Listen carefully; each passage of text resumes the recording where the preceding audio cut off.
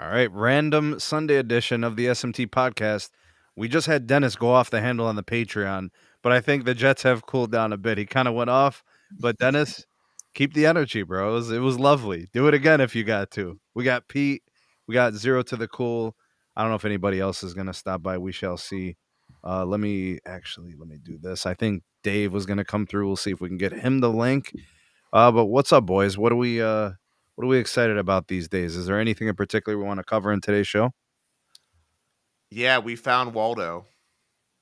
I kind of want to know if anybody in the audience has had a chance, and depending on either phone, Android or iPhone, has got a chance to test AT&T C-band, and I like to know what the performance is, if they're happy with it, or if they don't like it. Well, I think that's a good transition. We were talking about this in the Patreon, but let's bring it up again here. I think it's worth mentioning. So, for anyone that's coming in and caught the live stream yesterday, which was super late, I went and did some drive testing, and I found C-band for AT&T in a town called Monaca. Has a population of about 5,000 people.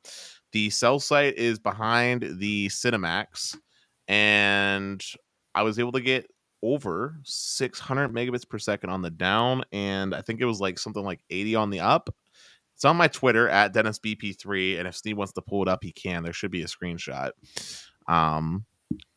But yeah, it was my first spotting of C-band. And when we were talking, Sneed, you were asking about the grid in that area. We never really focused on that. I don't remember what your question was about the grid.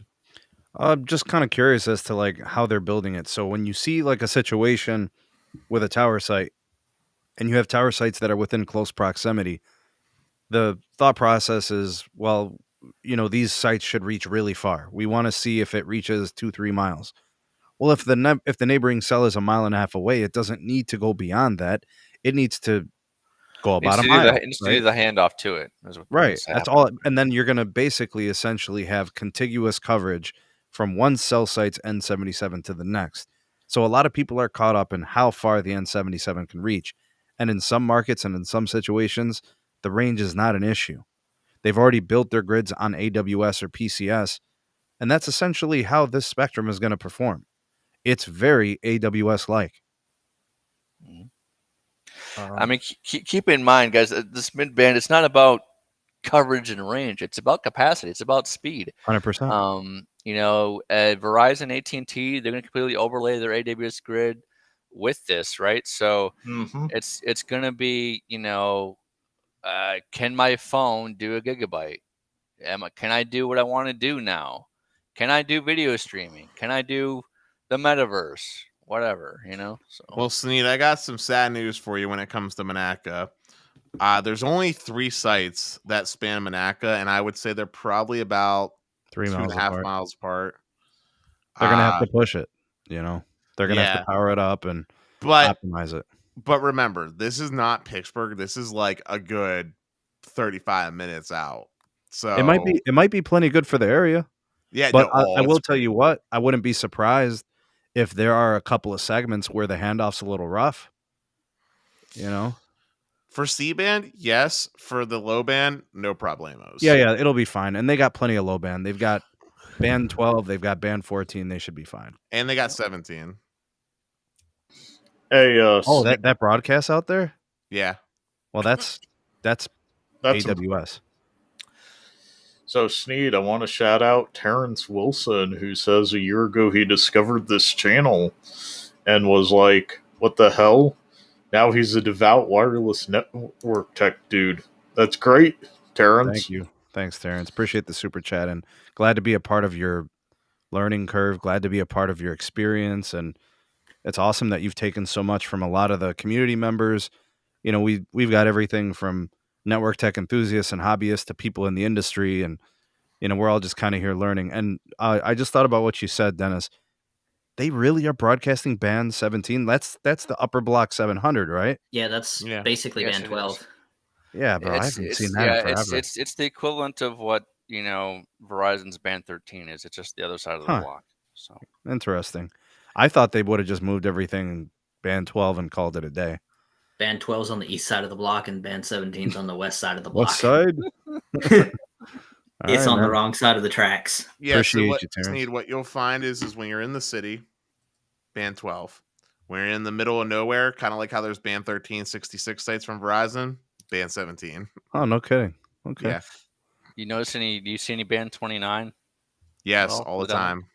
Isn't that amazing, Dennis? Yeah, but that's only one side of the usage. Right. No, I know. But You still, know?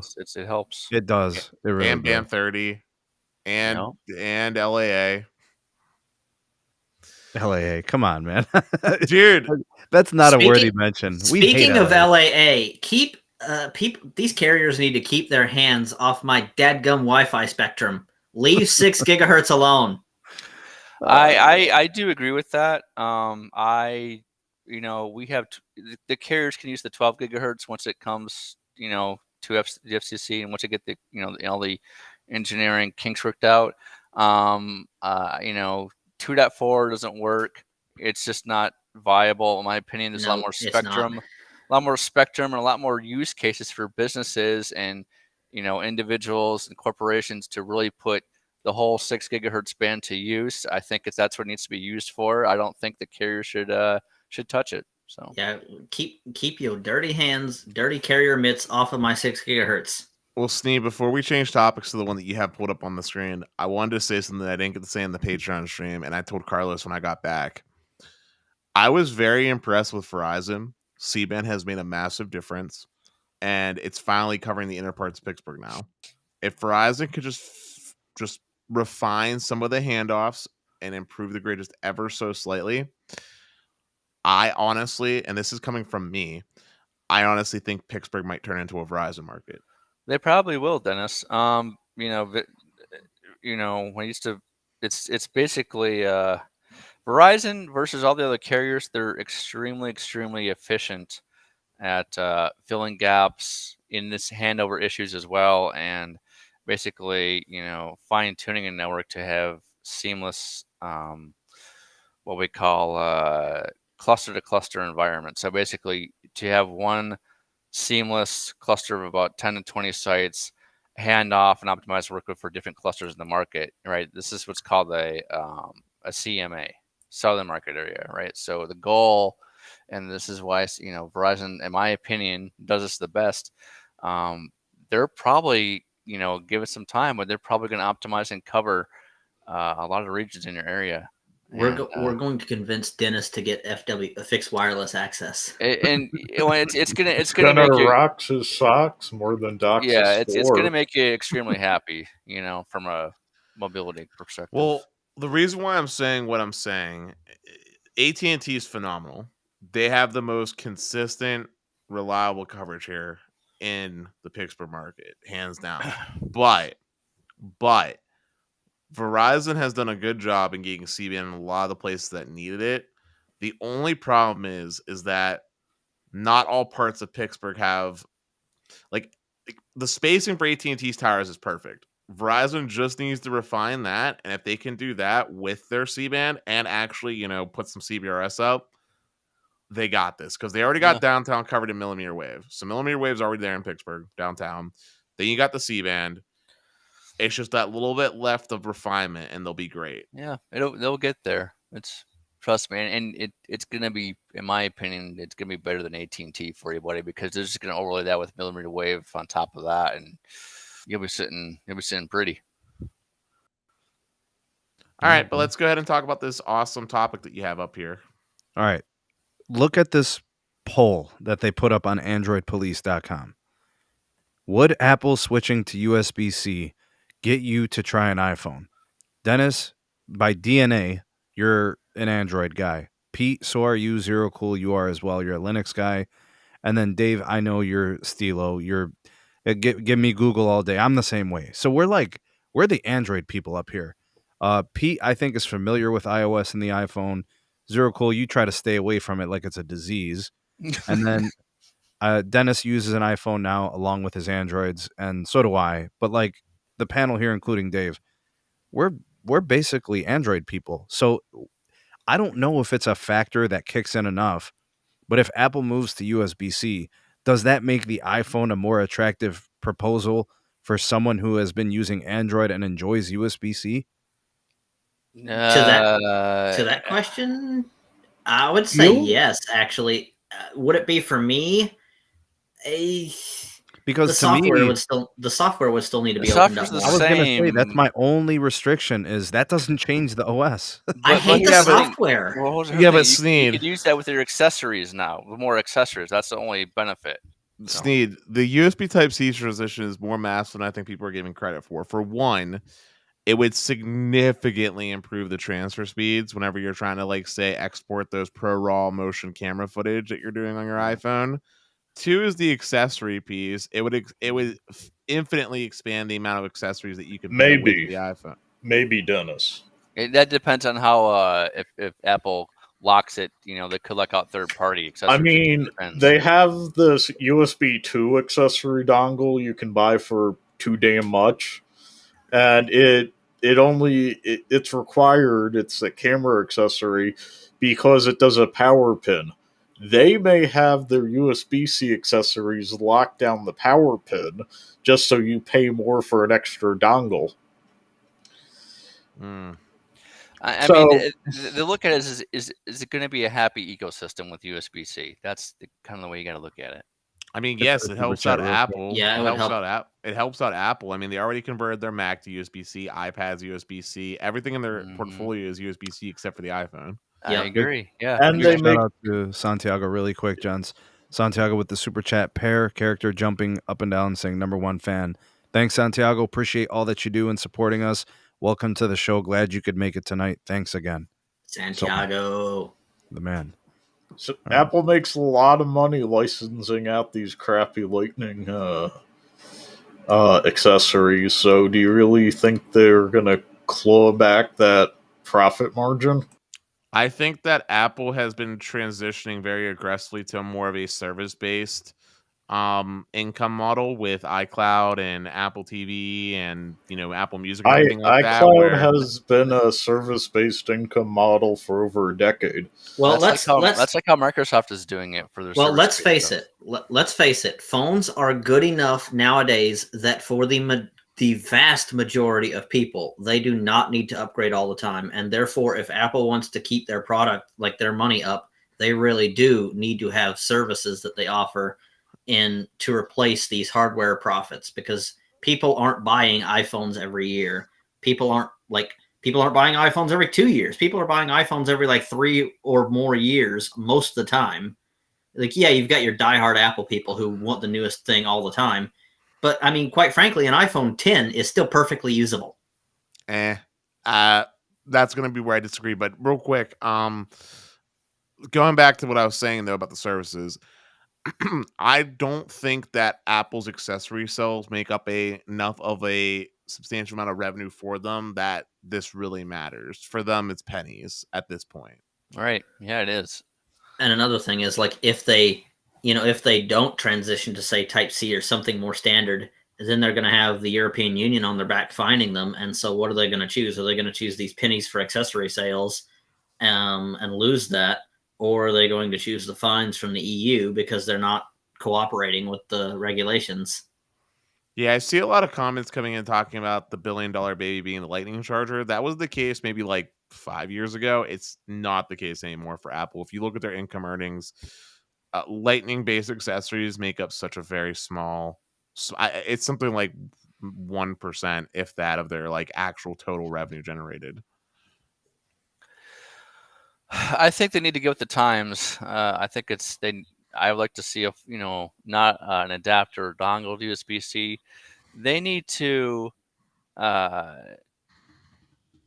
do a full transition over to USB-C with all their products. iPhone, everything, because we're getting into with 5G, we're getting into ecosystem to where everything plays nicely with each other. I'm talking about Android to iPhone to Microsoft to Linux, right? So everything needs to be able to talk to each other, especially with 5G, because it's what's needed. Long on the days to where devices and products and services don't work well. We need to have interoperability between everything. And I think Apple going to USB-C is definitely what's needed, because it's going to just make everything better as far as software services to SLAs to everything. Well, you guys are getting pretty technical here. The bottom line is this: the question is about the consumer, right?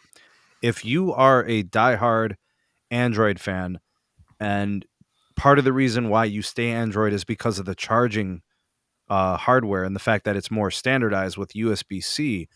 If Apple's iPhone goes USB-C, are you then switching? Because the question is are you switching only because you've been using Android because of USB-C?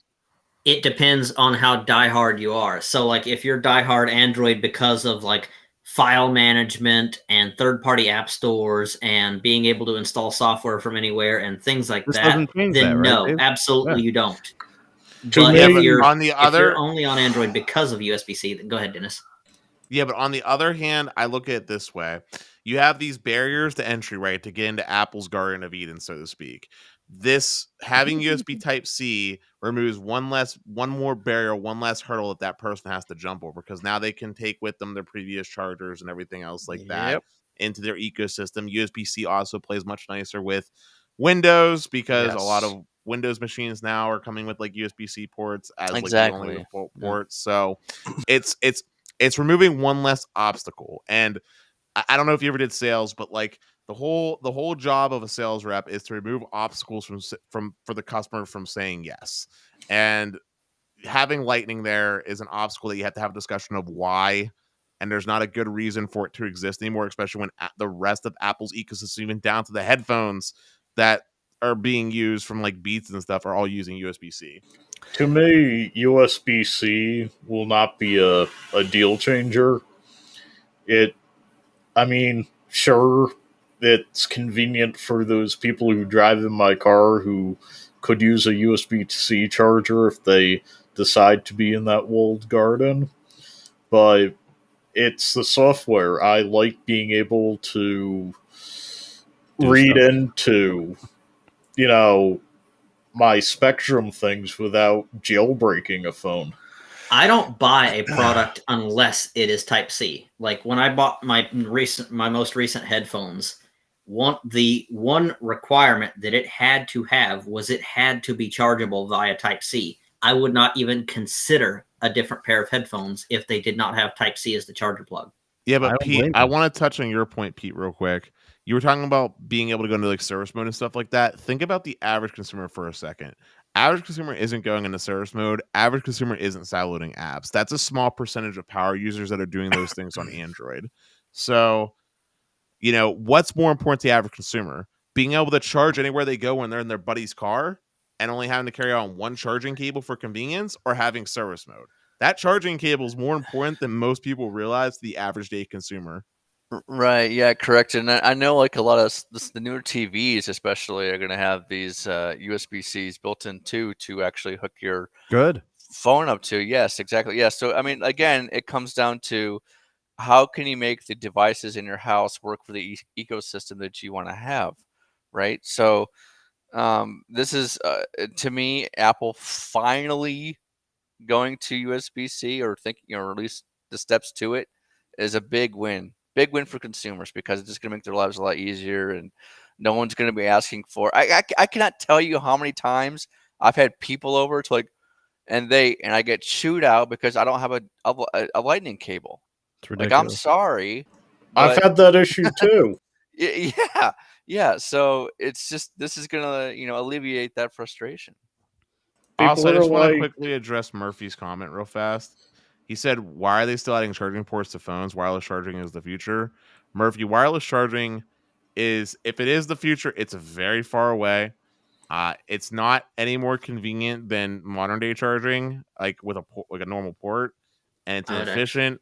And also, there is always legitimate reasons for why a port is necessary whenever it comes to troubleshooting diagnostics, whether it be for Apple techs or for the home consumer to put in like DFU mode and stuff like that.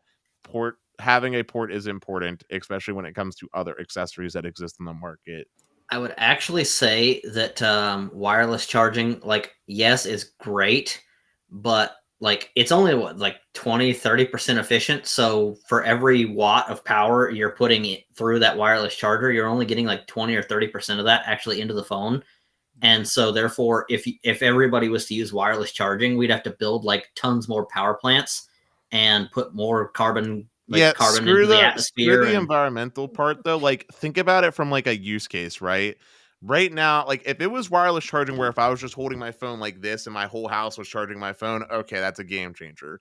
Me having a wireless charger that still has to be plugged in and then just having a fancy little mag thing go like this is not like a user experience game changer. Plus, it makes my phone hot. I have a hard time using it while it's charging now because I have to be careful about the magnet and making sure it's all centered just right. Like, wireless charging today is not solving any problems that a old school cable can't do better, faster, and also have multi-purpose use cases for. To be fair, though, I think that the argument with the port and troubleshooting might be slightly irrelevant because look at the Max. Because with the Max, like if the operating system screws up, you can boot up into like this like safe mode operating system and like connect to Wi-Fi and download a new Mac OS image right from that and reinstall it. So maybe not there. On the desktop, you're not limited to that touchscreen interface. In some situations, there are bugs in the phone software that make it so you cannot use the touchscreen. They get rid of the home button. What are you going to do? Change it for the network recovery mode so you operate with the volume buttons and tap power? That's why they have like those safe mode operating systems that's written into the ROM of the phone that's not touched by the actual system. Because like look at TWRP on Android. You can use the touchscreen interface.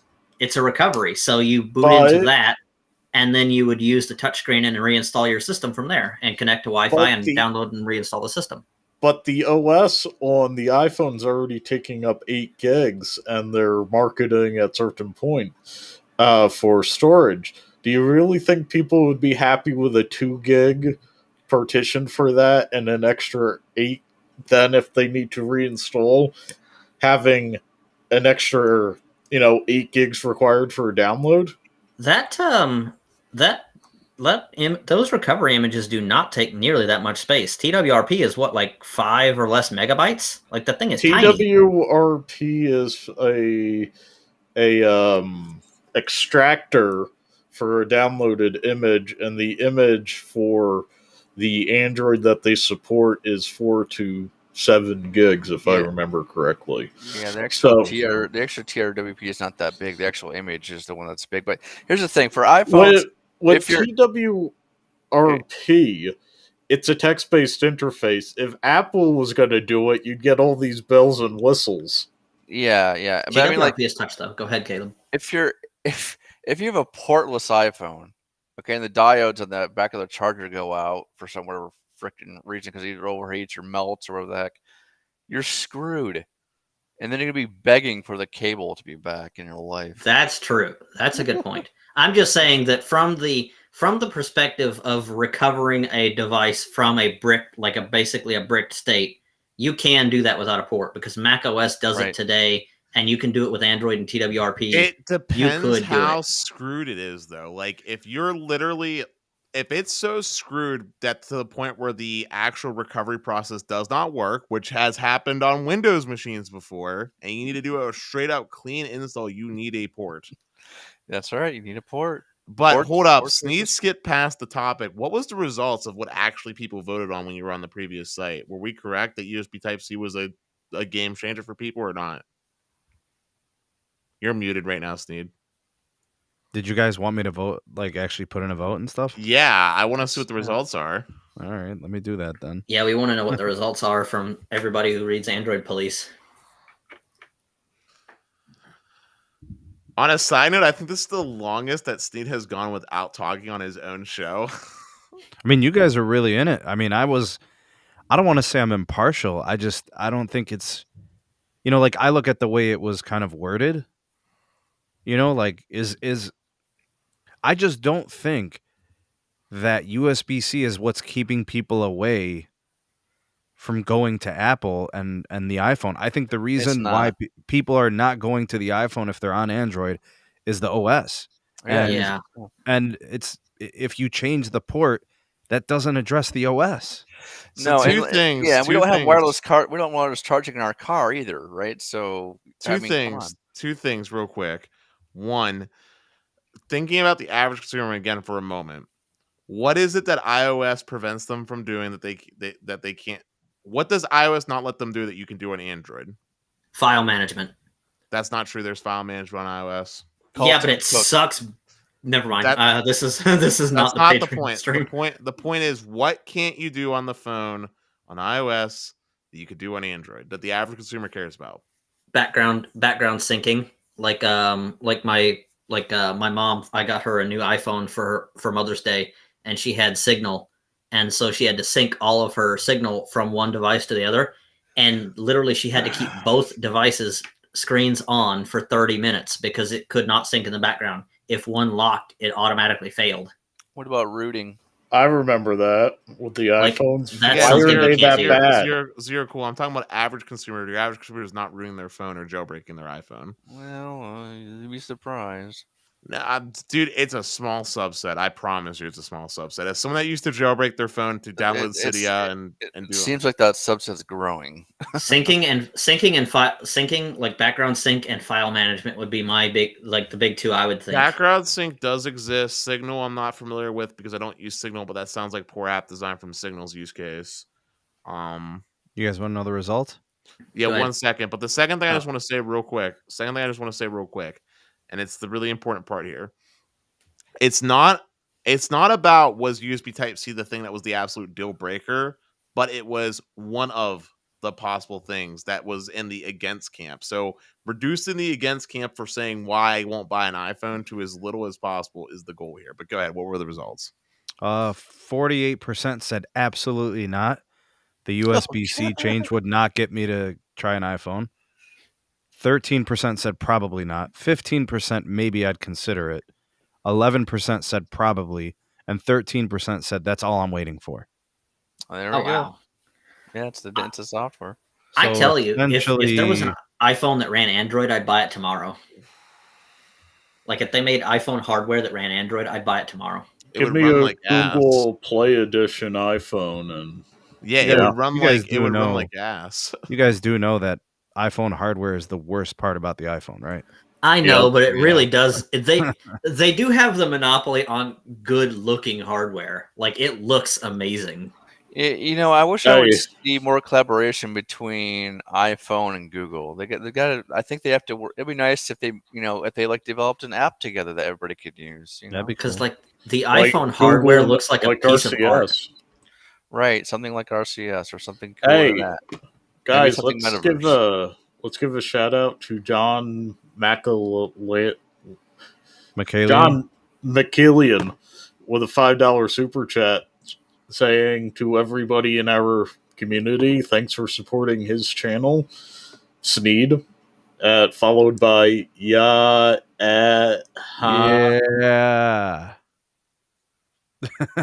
What's up, John? Thank you, man. Appreciate all your support of the channel. Hey, I hope your program, your new regimen is doing well for you, and that's an enjoyable process. I'm sure you're working real hard, man, and proud of you for making that commitment. Yeah. Also, let's get a shout out to Los, who came in and he said, "It's the apps, buddy. It is the apps." I mean, how many? Aside from like the iMessage and the FaceTime, what other apps are on Apple that you can't get on Android? It's iCloud services. Just take all those away. Take all the proprietary Apple crap away. It's actually app functionality, like the Snapchat app, like the TikTok app. They actually run better on iOS. Not only do they run better, but there is oftentimes exclusive features to just the iOS version that don't make their way to Android.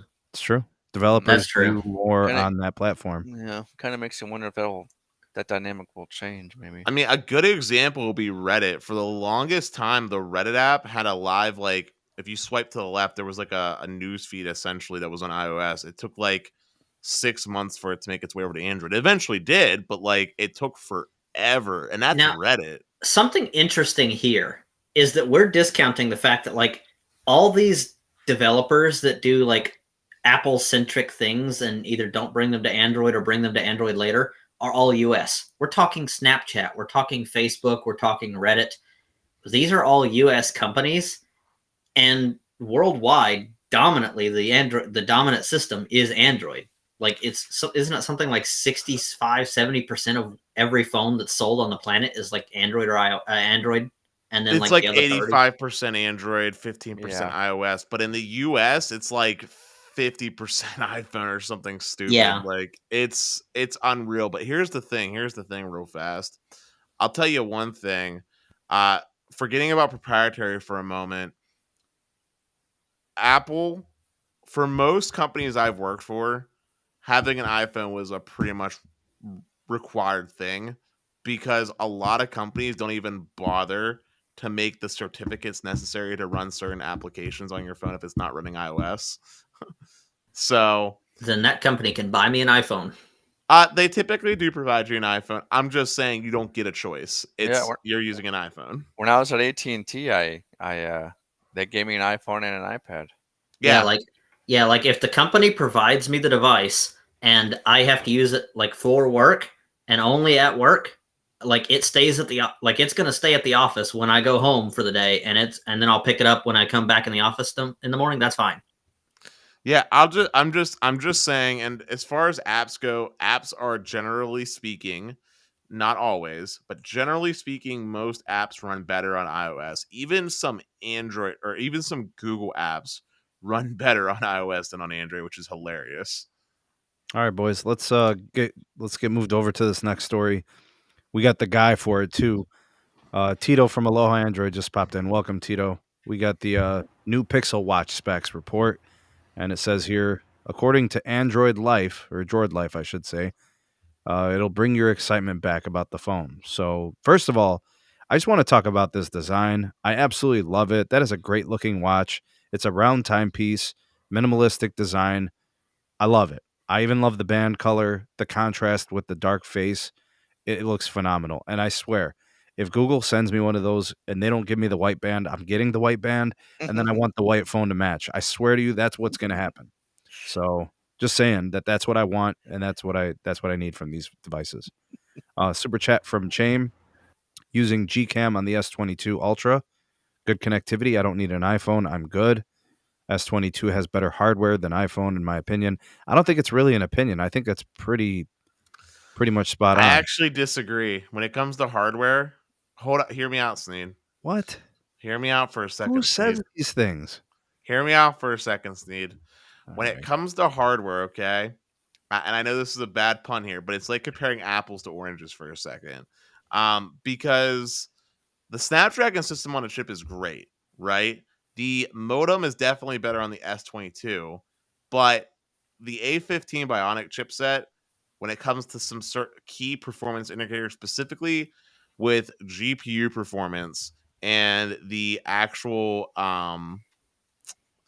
Metal API that is used to actually communicate with the GPU performance on iPhones tends to be better than on performance on the iPhone is better, but the Snapdragons blow them away in terms of like feature, like connectivity, like cellular bands. Yeah, and it's like no iPhone has Wi-Fi 6E yet, and the Right. mid-range Qualcomm chips have it. Right, but that's why I'm saying, but that's why I was just giving my props to Qualcomm for its wireless performance, but that's only one aspect of what performance means. If you're looking at CPU or GPU performance, that goes to Apple, generally speaking, with the exception of multi-core, where sometimes Qualcomm wins. If we're talking about wireless connectivity, or we're talking about maybe insert X thing on the chiplet itself, then Qualcomm usually has a more feature-rich system overall. Does that mean it's better and more performant? I would say it depends on the use case. right, Yeah, guys. I'd really like to get to this watch situation, if I could, please. Go ahead. With the bad news about the watch, there was news of a 4-year-old Exynos chip going into the watch. That would be the same as the first Galaxy watch, apparently. All right, so that would suck, and that would be terrible because it would make it seem really slow, would make it seem primitive. But it looks like there's actually something that is going to be different about the setup. Google is going to be using a coprocessor with the older Exynos chip, and it is designed to effectively offload tasks, create a more efficient watch experience. So they're essentially going to have two processors in this wearable, and basically it'll just kind of be like a, I don't know what you would call it, basically Wonder. like a division of labor where like Wh- this processor does these things and then this processor does those things. Why isn't a tensor chip in the watch? It should That's be. what I was going to ask. So what they want to do is they want to do like low power tasks using one, and then Yeah, the other one to do tensor. the more demanding things. For Google, if you're listening, it's a dumb idea. And put Put the tensor chip tensor in the watch. Yeah, this Freaking is really stupid. How is it really stupid? You guys do realize that tensor. when the Because processor that's the heavy is not engaged, this watch is going to take baby sips of battery life. No, well, What do you mean? the It's not tensor. going to be Hold active? on. No, the tensor has built-in AI technology that can manage your battery life for the watch. There's no reason why they can't put the tensor chip in there. Not only we have a faster processor and faster integrated GPU for your watch apps that need to be tweaked up better as well. Your battery life can use AI to manage the battery life on the watch. There's no reason why you can't put the damn tensor chip in there. Tensor has a secure enclave it could put all your wallet crap in. Yes, exactly. I know. Especially for cryptocurrency. Yeah. I know that this is a niche use case, but I'm telling you, if you have to run a screen reader on that watch to get it to work, like me, for example, it has to use the big cores all the time, and battery life and even the performance of it sucks. Because running a screen reader on that thing just kills the processor, just murders it. So listen, the reason why I'm saying this is stupid, Sneed, is because having two processors is in and of itself is more inefficient than having one well-designed system on a chip meant for the smartwatch itself. Yep. It is going to be sucking, even if the Exynos isn't being worked at all, it's still existing and sucking some level of extra power that it doesn't need to if you just had one chiplet all designed and integrated together. It's the same reason why the Snapdragon S20, when we had the separate modem, was just destroying battery life when you're connected to 5G. Like, co-processors, there's a reason why co-processors went away back in like the 90s and we went to like integrated everything. Right, yeah. What if your co-processor dies on you? You only have one left. You're screwed. Oh, so you mean to tell me you don't think there's going to be built-in code for the heavy to be able to do the light tasks also? There is, but it's just the thing is that it's an inefficient design. Think about I don't think so. No, it is. Would you want your Okay, would you want your S22 to have co-processors in it? But they do. They have individualized cores for doing certain tasks. That's the cores. That's different from core processors. How many? But I'm trying to ask you something. You're looking at the form factor. The fact that they're going to run two individualized co-processors. And by the way, this whole operation, we have to see how this plays out. You guys are jumping to conclusions, and you're seeing a company that is innovating. You guys got to remember, if this has never been done before and they pull this off and it's effective, you're going to look really bad at the end of this. Listen, I'm happy to go on record. I'm happy to go on record and say that co-processors is not innovation. This is nothing new. Okay? Who's doing co-processors in watches? I want to know what manufacturer are they using for the Samsung. Okay, but the main thing is the Exynos, right? Is it the co-processor going to be a Samsung too? Yes. I would love my phone to have two Snapdragon 750Gs in it. That'd be awesome. I mean, like the other thing here, who knows what the cellular performance is going to be being an Exynos on that number one, and it's just the smartwatch segment. It's growing. It's to me, it's a growing segment, and to me, your watch would be a lot more powerful with a tensor chip, especially with 5G coming out. But what if they call it also Apple? Apple has a idea. co-processor, Sneed. What is it? Apple did a co-processor. In what device? In their Apple Watch series. So then why is it a problem if Google does it? Because Apple went away from it for a reason. And what was Apple, the problem? at the moment that Apple had the opportunity to integrate it all in one SoC, they did that. So you're basically saying that the reason they're using a co-processor is out of necessity and not out of innovation. Correct. Yeah, that's right. Because if you're thinking about Apple's actually going to their heavy M1 chips, they're not going to be surprised if they're going to put a miniature version of an M1 chip in their What if it Apple Watch. what if it ends up being the best watch of the year? Because as I'm reading this, it goes on to explain how they are now incorporating features and sensor execution with the Fitbit. You guys know that they do have game-changing heart rate tracking, the SpO2 ECG readings. That's all Fitbit's thing, right? That's all fine and good, but think about what the Tensor chip does now for sensors and AI That's what I'm saying technologies. is it might be correlated to this Fitbit integration. It might not be that they're trying to be cheap. It might not be that they're trying to compensate for some other failure. I think it's the fact that they're trying to connect all these sensors and it needs a dedicated coprocessor, at least for this generation. That's possible, but I can guarantee that the Tensor chip would do better for integration for Fitbit. So Zero Cool and Sneed, I just want to clarify two things. One, I'm not saying they're being cheap. That's not the thing. I'm saying in an ideal world, though, you don't use a coprocessor. And number two, Zero Cool, I actually also disagree with you about using the Tensor chip in this smartwatch as well. I feel like Why? Hear me out. I feel like Google should develop a chip specifically for the smartwatch line.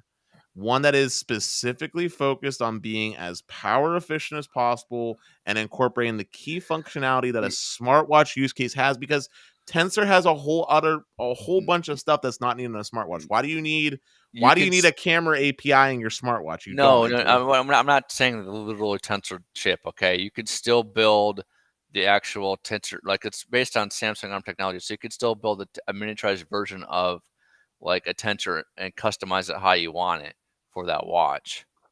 All right, guys, let me get Tito in here. Tito, what up, bruh? What's going on, guys? Hey, What's up, man. Tito? Hey, how's it going? How you guys doing? I'm doing well, man. We want to get your take Aloha. on this. Aloha, brother. Yeah, no, I'm hearing. Wow, it's just like I was gonna chime in, and I was just like, the whole discussion with like a coprocessor chip and everything, and you know what? Like, I see both sides. I see both sides of the table. And for me, like before I even jump in to say like what the experience would be like, I'm the type of person where I have to have it. I have to have it and use it, and then I'll know. Because there's times where I've like seen something, questioned why the company went that way with it, and then think it's going to be a horrible experience, and it actually turned out like to be great. And then there's times where it's been on the other side of that spectrum. So for me, I mean, I like Pixel phones. I like the Pixel products. So obviously, it's known by a lot of people that I'm gonna get this watch, and then I'll just have to see how it goes. But I can't overlook the fact that Google has made some poor choice decisions that's ultimately led them in the wrong direction. So we'll just have to see, because Google's all over the place. I can almost guarantee you guys that Google in the future will create a miniaturized Tensor-based AI chip. Or if their smartwatch products take off, that will happen next. I guarantee it. Did you hear Google got 3% of the phone market in 2021? What? Google got 3% of the phone market in 2021 with the Pixel 6. Mm-hmm. I will also almost guarantee you that this smartwatch does nothing to help out with overall Android smartwatch adoption, and that Apple's smartwatch will continue to outsell, because currently at the moment, smartwatches on the Android side are lacking in multiple reasons. I like to see improve, and I can't speak to the case if this is Apple for an Apple Watch, but I can at least tell you the experience that I had owning a an Android based whatever the heck smartwatch for a period of time. The speaker in it, oh god, that sucks. It sucks. It's not good. I think that can be improved. Well, Sneed, real quick, I just want to say one other thing real quick that I just thought about. Do you want to know one of the biggest reasons why you don't want to have a coprocessor unless you absolutely have to out of necessity? Why is that? Because you're depending on the app developers for your smartwatch OS to actually utilize the coprocessor in their code efficiently. And if you can't depend on the app developers to do that optimization, then you have to be really damn good at translating what they coded so that the resources get allocated and the task get allocated appropriately on the smartwatch. Otherwise, everything just ends up running on the Exynos chip, sitting your watch dies really quickly. That's true. He's got a point. You have to understand of how your applications that you use are going to interface with the hardware, right? So, and how much of that application you use on a daily basis, right? For as a use case, right? And I just think, you love your Pixel 6 need, okay? I know you love that phone, but just think if Google were to create a miniaturized version specifically made for the Watch OS for, let's say, next year or 2 years from now for the watch, just think about what that watch can do for you. AI purpose. Let's say, like, if you're, I don't know, I'm just going to throw this out as an example. Let's say if the watch could sync up to maybe it could sync up to like satellites. Maybe we'll say like, hey, I'm late for a meeting, or notify this person or that person. Let's say if you got your maybe if you got your phone one day and you really need your watch to perform or something, right? So it's I've had that happen, right? So you want your watch, okay, to be as good as your phone. You know what I want my watch to do? Tell me the dadgum time. I knew that was coming. If I have a 5G, 6G integrated watch with LEO satellites, right, I'd like it to contact emergency services if I fall somewhere and can't reach my phone, giving them my exact location so they can save my butt. Did you see at Google I/O that the Pixel did that? The Pixel has been doing that for 3 years, and I love that I've never had to take advantage of it. Yeah, they showed this video with a truck driver. Doesn't Apple already do that with their smartwatch? Like if you have like a heart attack and stuff, it'll like call 911. Yeah. But their phone won't call 911 if you have an accident. Yeah, but the smartwatch will, right? The Apple Watch will. Yeah, right? So what I'm getting at is with the Pixel Watch, you'll have the phone and the watch being able to call 911 if something happens. That could be a lifesaver.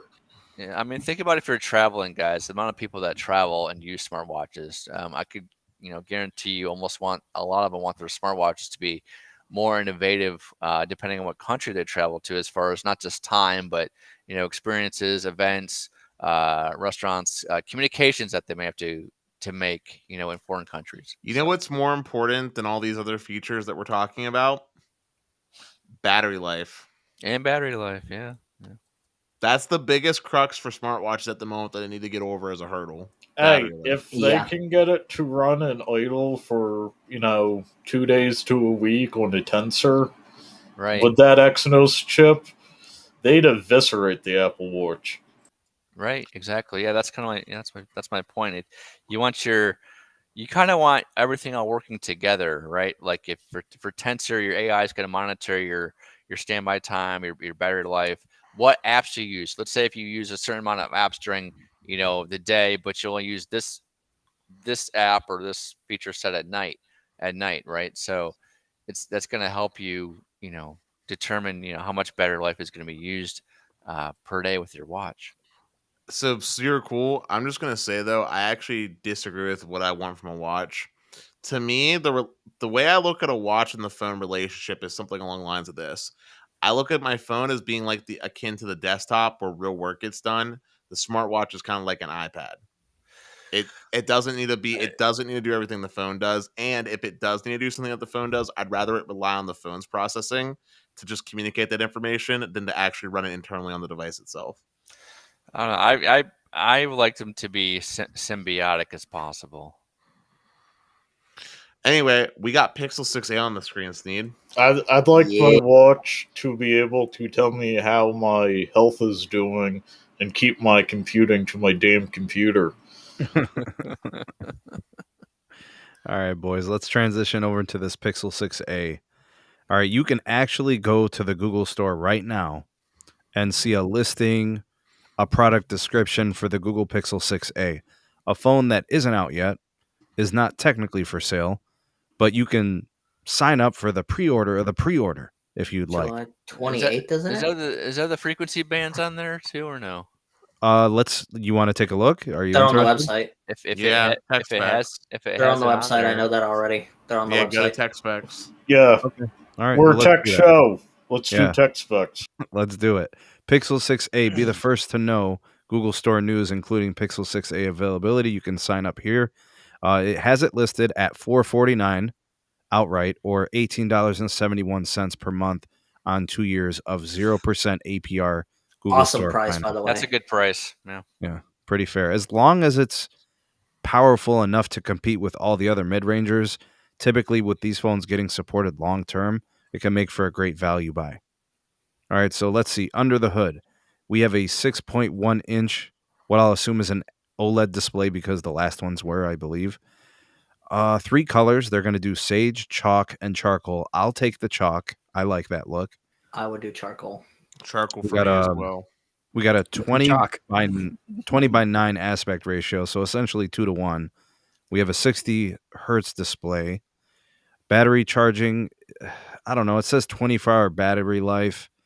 That all just depends on the user. 6 gig of RAM, 3.1 UFS storage. It is going to have Tensor with Titan M2 security coprocessor. I know you guys hate coprocessors, so go ahead and get butthurt and get sad and go cry somewhere. We got end-to-end security designed by Google. Yeah, that's passive aggressive. That's right. All right, rear camera. We got a 12.2 dual pixel wide camera.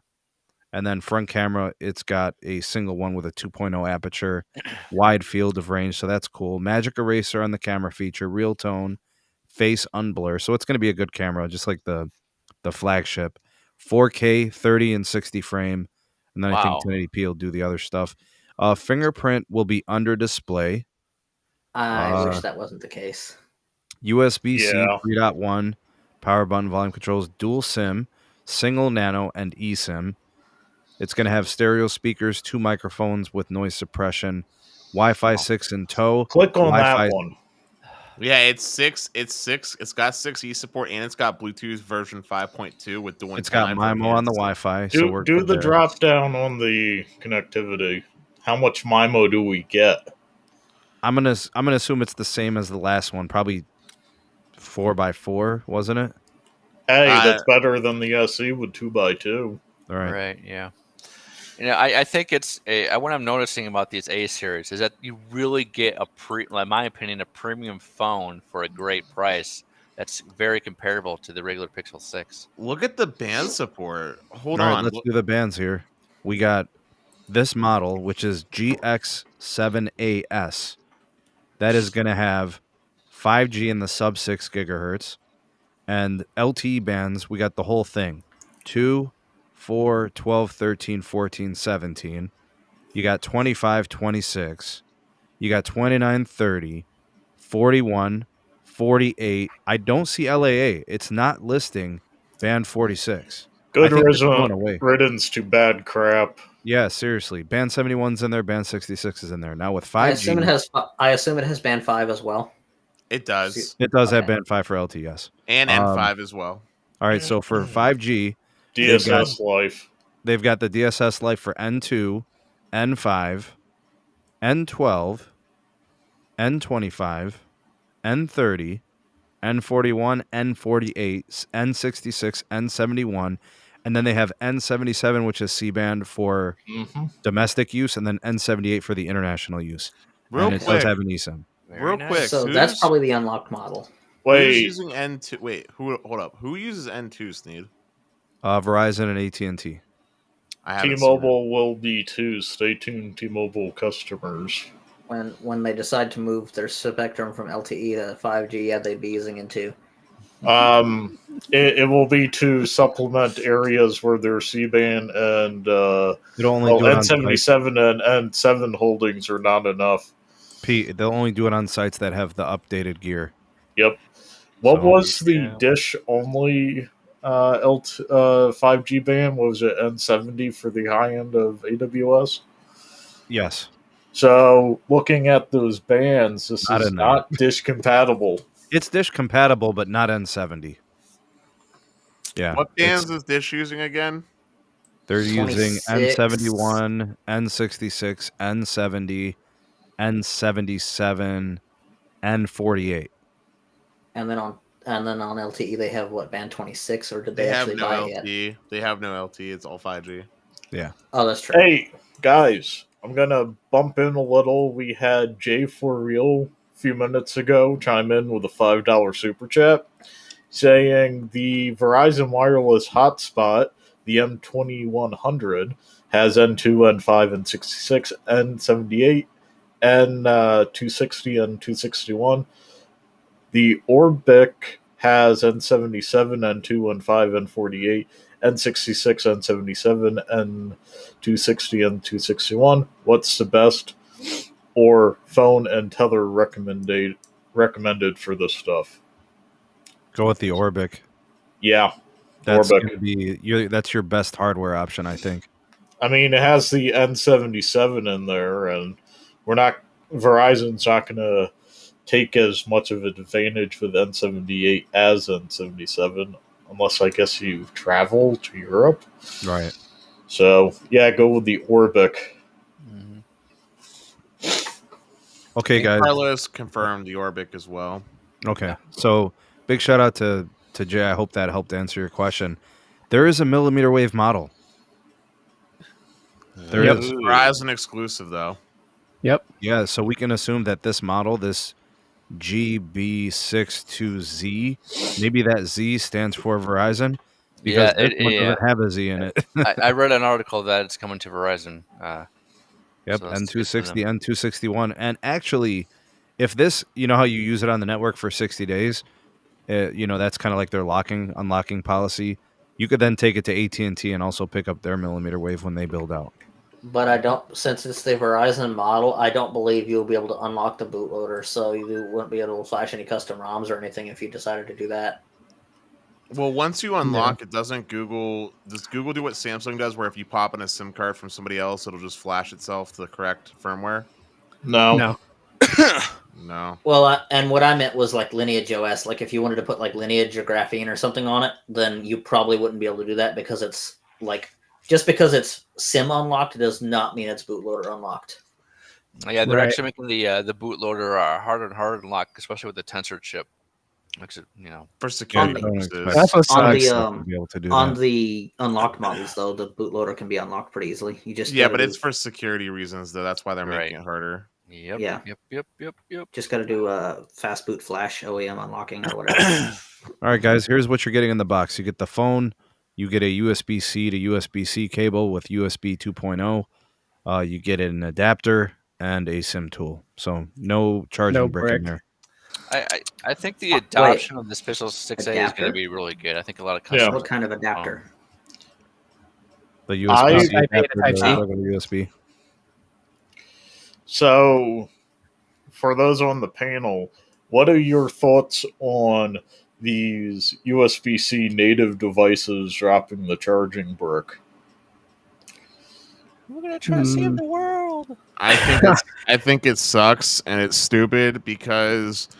We know you have nothing but Lightning adapters with USB 2A ports. That's not the reason why I'm saying that. The reason I'm saying that is because with as we progress through the iterations of phones, one of the things that always keeps getting improved is how quickly we can charge our phones with like fast charging and like the different enhancements that happen with each iteration. And you're missing out on that. So why not include the plug? Yeah, you're missing out on that. That's like a feature that you're just missing out on. Yeah, I'm not gonna lie though. I rather enjoy the fact that the 6 Pro didn't have a brick, if I remember correctly, because I was perfectly happy with the charging speed of my 3XL. Okay, I'll say this. I think that if you're going to significantly improve the charging speed, then you should include a brick. Like if you're going to go from say 18 watts to like 30 watts, you should include a brick. Agreed, but if you're 100%. just going to stay on 30 watts or 18 watts or whatever, if you're going to stay on it for 3 years, then why include the brick? They should just come with the brick. That's just what I think on it. I'll put it to you this way. Not selling the whole charger for a phone, in my eyes, is a sin, because now you can't use the device that you bought. Having that, it would be like, I'll put it this way. It would be like if I sold you a computer but didn't put the little CMOS battery in on your motherboard, and I said CMOS not included, when that's like a critical part of making your Okay, computer so you move. buy a computer, it comes with power supply. When you buy a laptop, it comes with power supply. When you buy your TV, it comes with a power supply. The stuff that's necessary to make the phone function, they're not giving you. They're giving Right. you part of it, Right, but right? here's So here's the thing. People are upgrading from like a slow 18-watt phone or whatever to up to a 30 to a 65-watt phone, right? So you need to, if they were to buy the phone and use it with like a 18-watt charger adapter, that makes their fancy phone they just bought, kind of useless and not charge fast.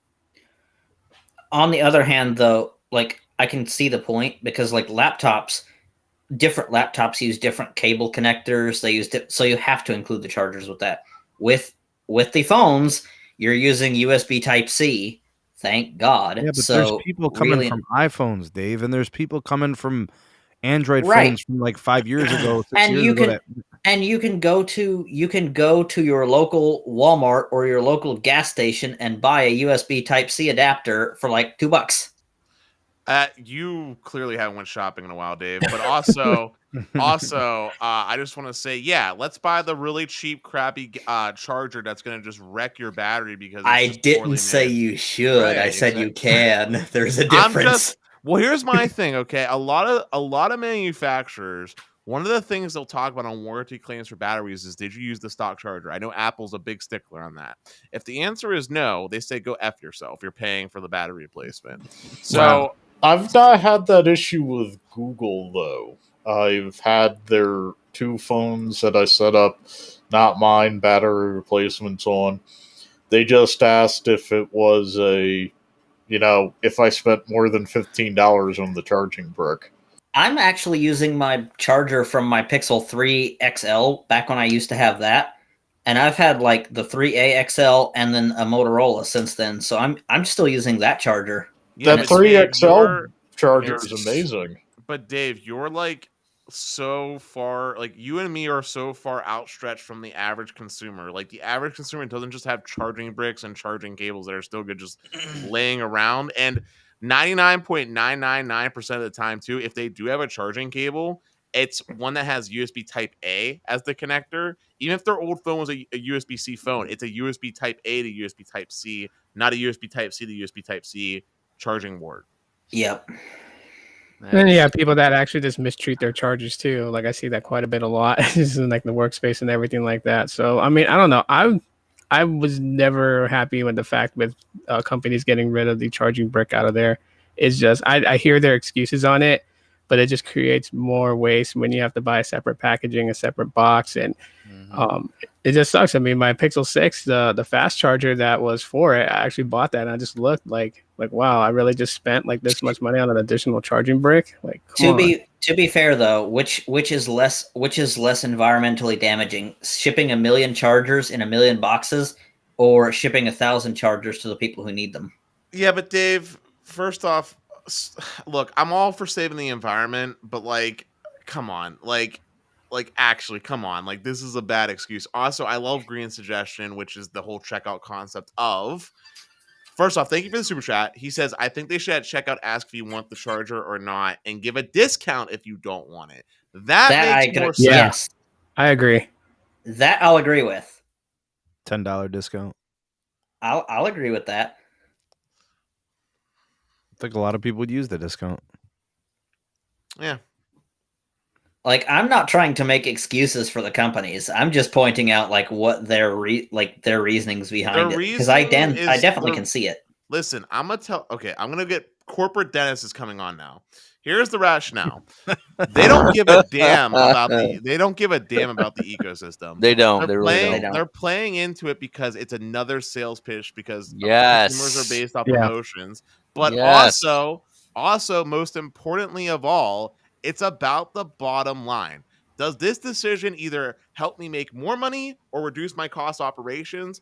And for companies, it does both. And I was going to say it reduces their cost, because then they don't have to make those chargers, and therefore they save money by not making those chargers. And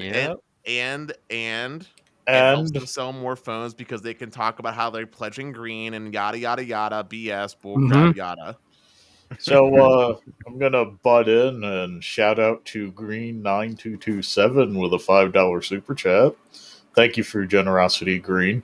So says I think they should at checkout ask if you want a charger or not and give a discount if you don't want one.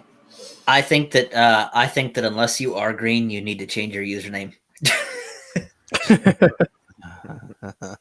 I think Green is secretly a Namekian, and if he watches Dragon Ball Z, he'll get the reference. I think green is yellow. Actually, I think unless you are 100% carbon neutral, you need to change your screen name. I just think that every year we see faster charging, right? So there has to be some incentive somewhere to buy the charger. I just want to put it. I just want to put it this way: most smartphones, despite what you might think if they're USB Type-C or not, most smartphones actually do utilize some form of proprietary fast charging. Look at OnePlus with all the Oppo phones. Look at Samsung with their adaptive charge. No one's just following the straight up like Qualcomm playbook of here's how fast charging works. Like everybody's doing their own thing, and you should incorporate that charger if you're expecting some proprietary tech to make that feature work. I feel like the minimum that most phones do nowadays, kind of like the baseline, maybe not the iPhone, I don't know, but it seems like most Androids, the minimum seems to be like 15. Like even my cheap 30. Motorola, it's 30 watts now, dude. Like even my cheap Motorola does 15. I mean, the new Motorola's do 65 watts, so that's. Well, I'm mid-range. Yeah.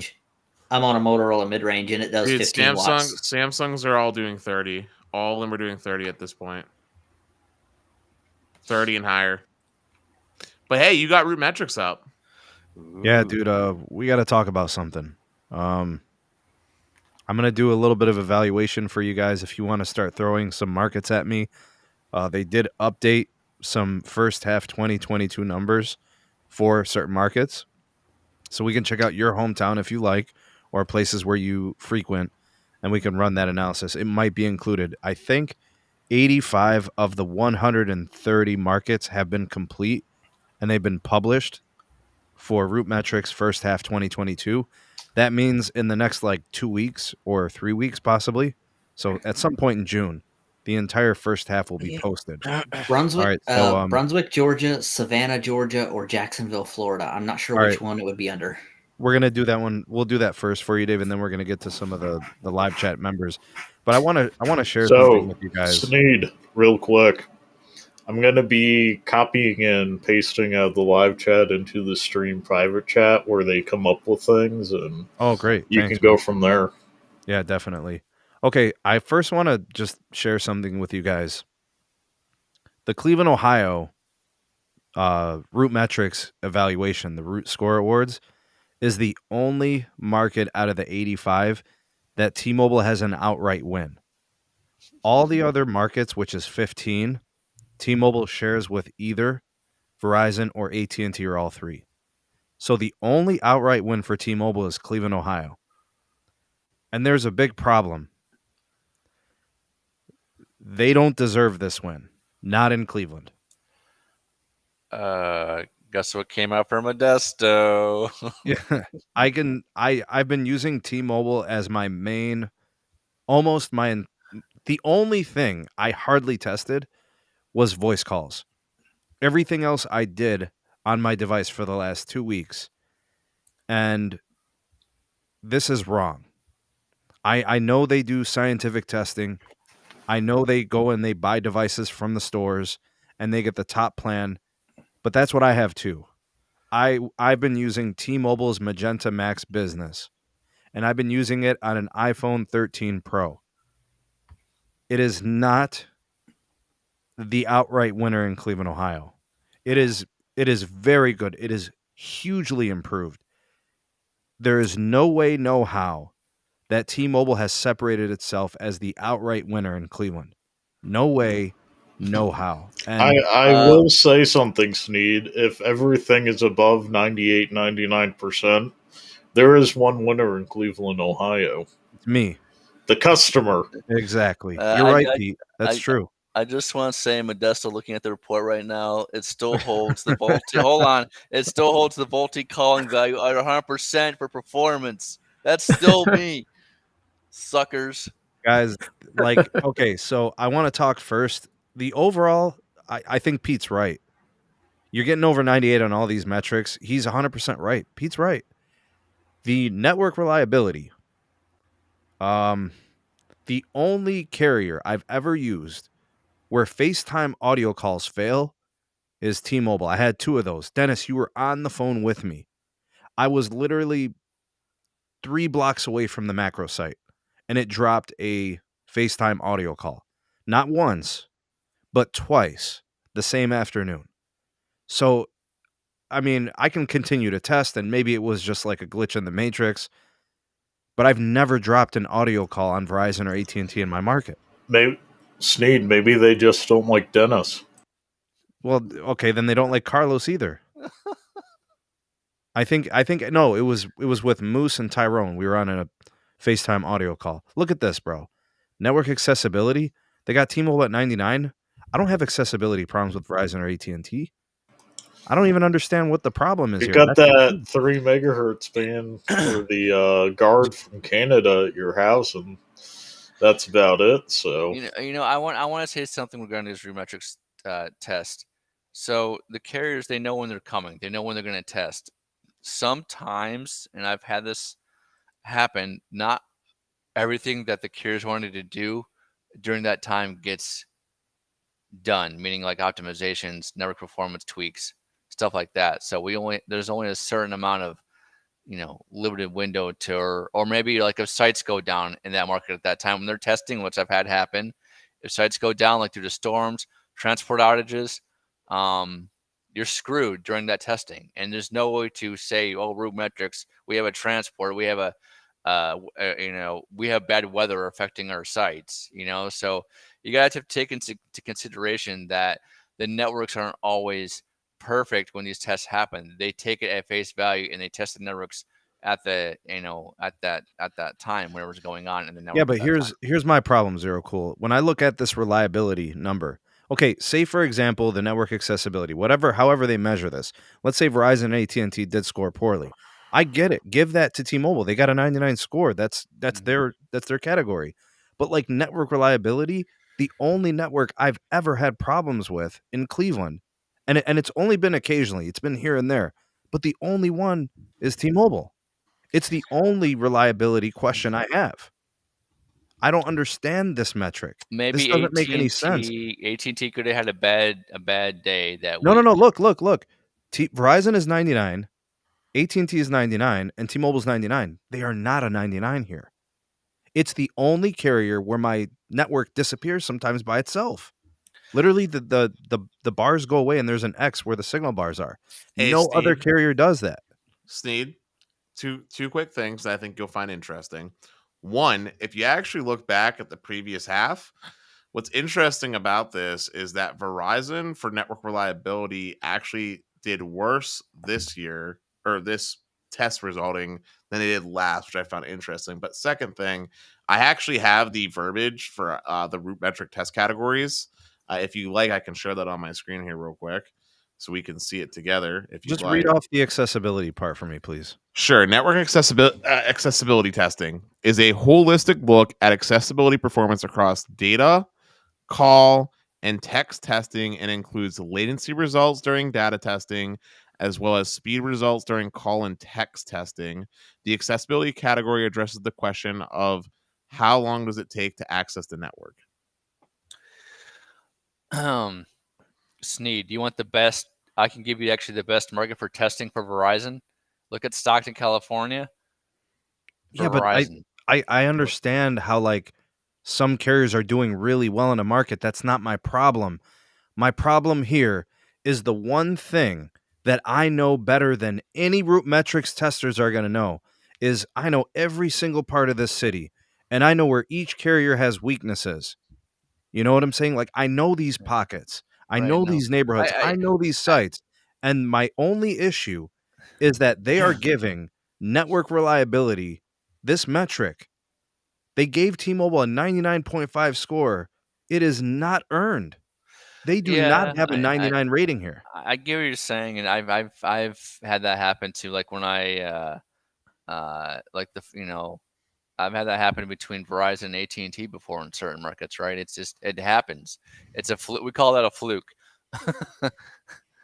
So for network reliability, Sneed, the question that's asked is, can I access the network and stay connected once I access it? That's what they're testing. Yeah, it's not a 99 rating. No way.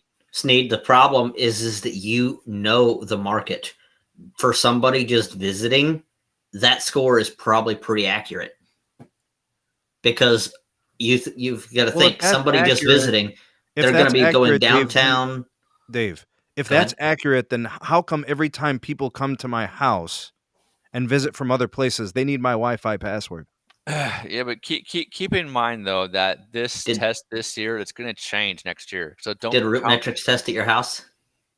But no, that's not the point. To rate 99 when I know they have problems, like even my brother-in-law used to live in the Cleveland area, and he moved from Pittsburgh, and he says, man, T-Mobile's not great here. He switched to AT&T when he moved here. You know what I'm like? He switched, and that's just one person. And I haven't. So here's the thing, bro. You're gonna save money by being on T-Mobile. You're gonna get more value in a lot of different ways. They're mostly good most of the time, but I have never in the entire city dropped any calls or lose the network randomly out of nowhere by itself for no reason, except only on T-Mobile here. Well, where RootMetrics tested, they did not have those problems. Yeah, that's the name of the game. It's when they're doing their testing, right? Yeah, they use 10 phones to stick them in a briefcase, and they hook it up to their testing computers, their test sets. This accessibility number is crazy. I can't wrap my mind around this. I don't understand how Verizon and AT&T are so low. Zero Cool and Dave, I would argue that if this is the results you're getting and they're inaccurate, then that is a failure of the actual testing and the testing methodology, not a failure of what Sneed is trying to defend. No, I'm not saying they're not inaccurate. It's just that here's the thing: the RF conditions for that time, all right, is what pushed them ahead. You have to take a look at it, because there's these different frequency bands. Okay. Zero Cool. So wait, let's focus on that for a second. The RF conditions at that time. Yes, right? That's what it is. Hold on. You're taking a singular test sample at a specific time.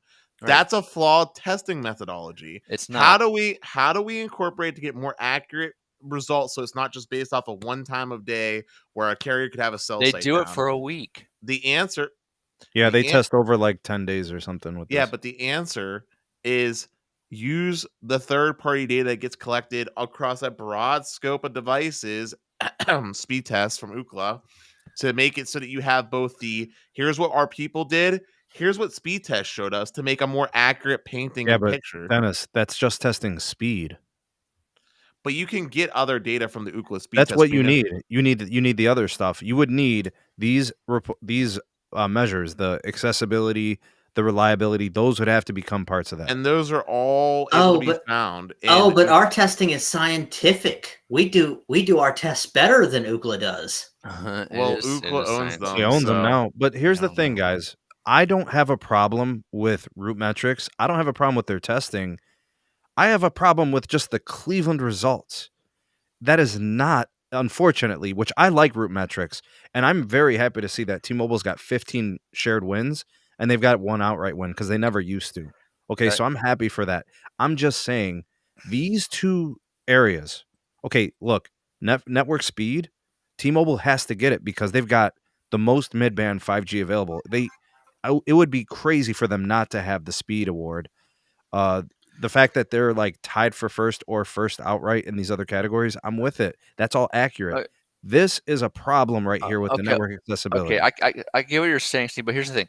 This test result from RootMetrics, it's a one-off. I'll tell you why, because it's going to change. It's not going to be always T-Mobile winning this and that, okay? If you want to take a look at consistent market, next record you see go to Stockton, California, you can see Verizon winning every single time. See, this is perfect market. This is why I like crowdsourced results better than these one-time results where they drive around for a week in bigger areas and test. I like the crowdsourced results because I think they paint a better picture. Because Yeah, you're but going to have Dave- people testing at little bakeries and little places that people like this won't go. Go ahead. But Dave, that's the whole other issue now. Now you have an issue with too many variables, like did this person test an iPhone 6, did this person test an iPhone 10? It takes both.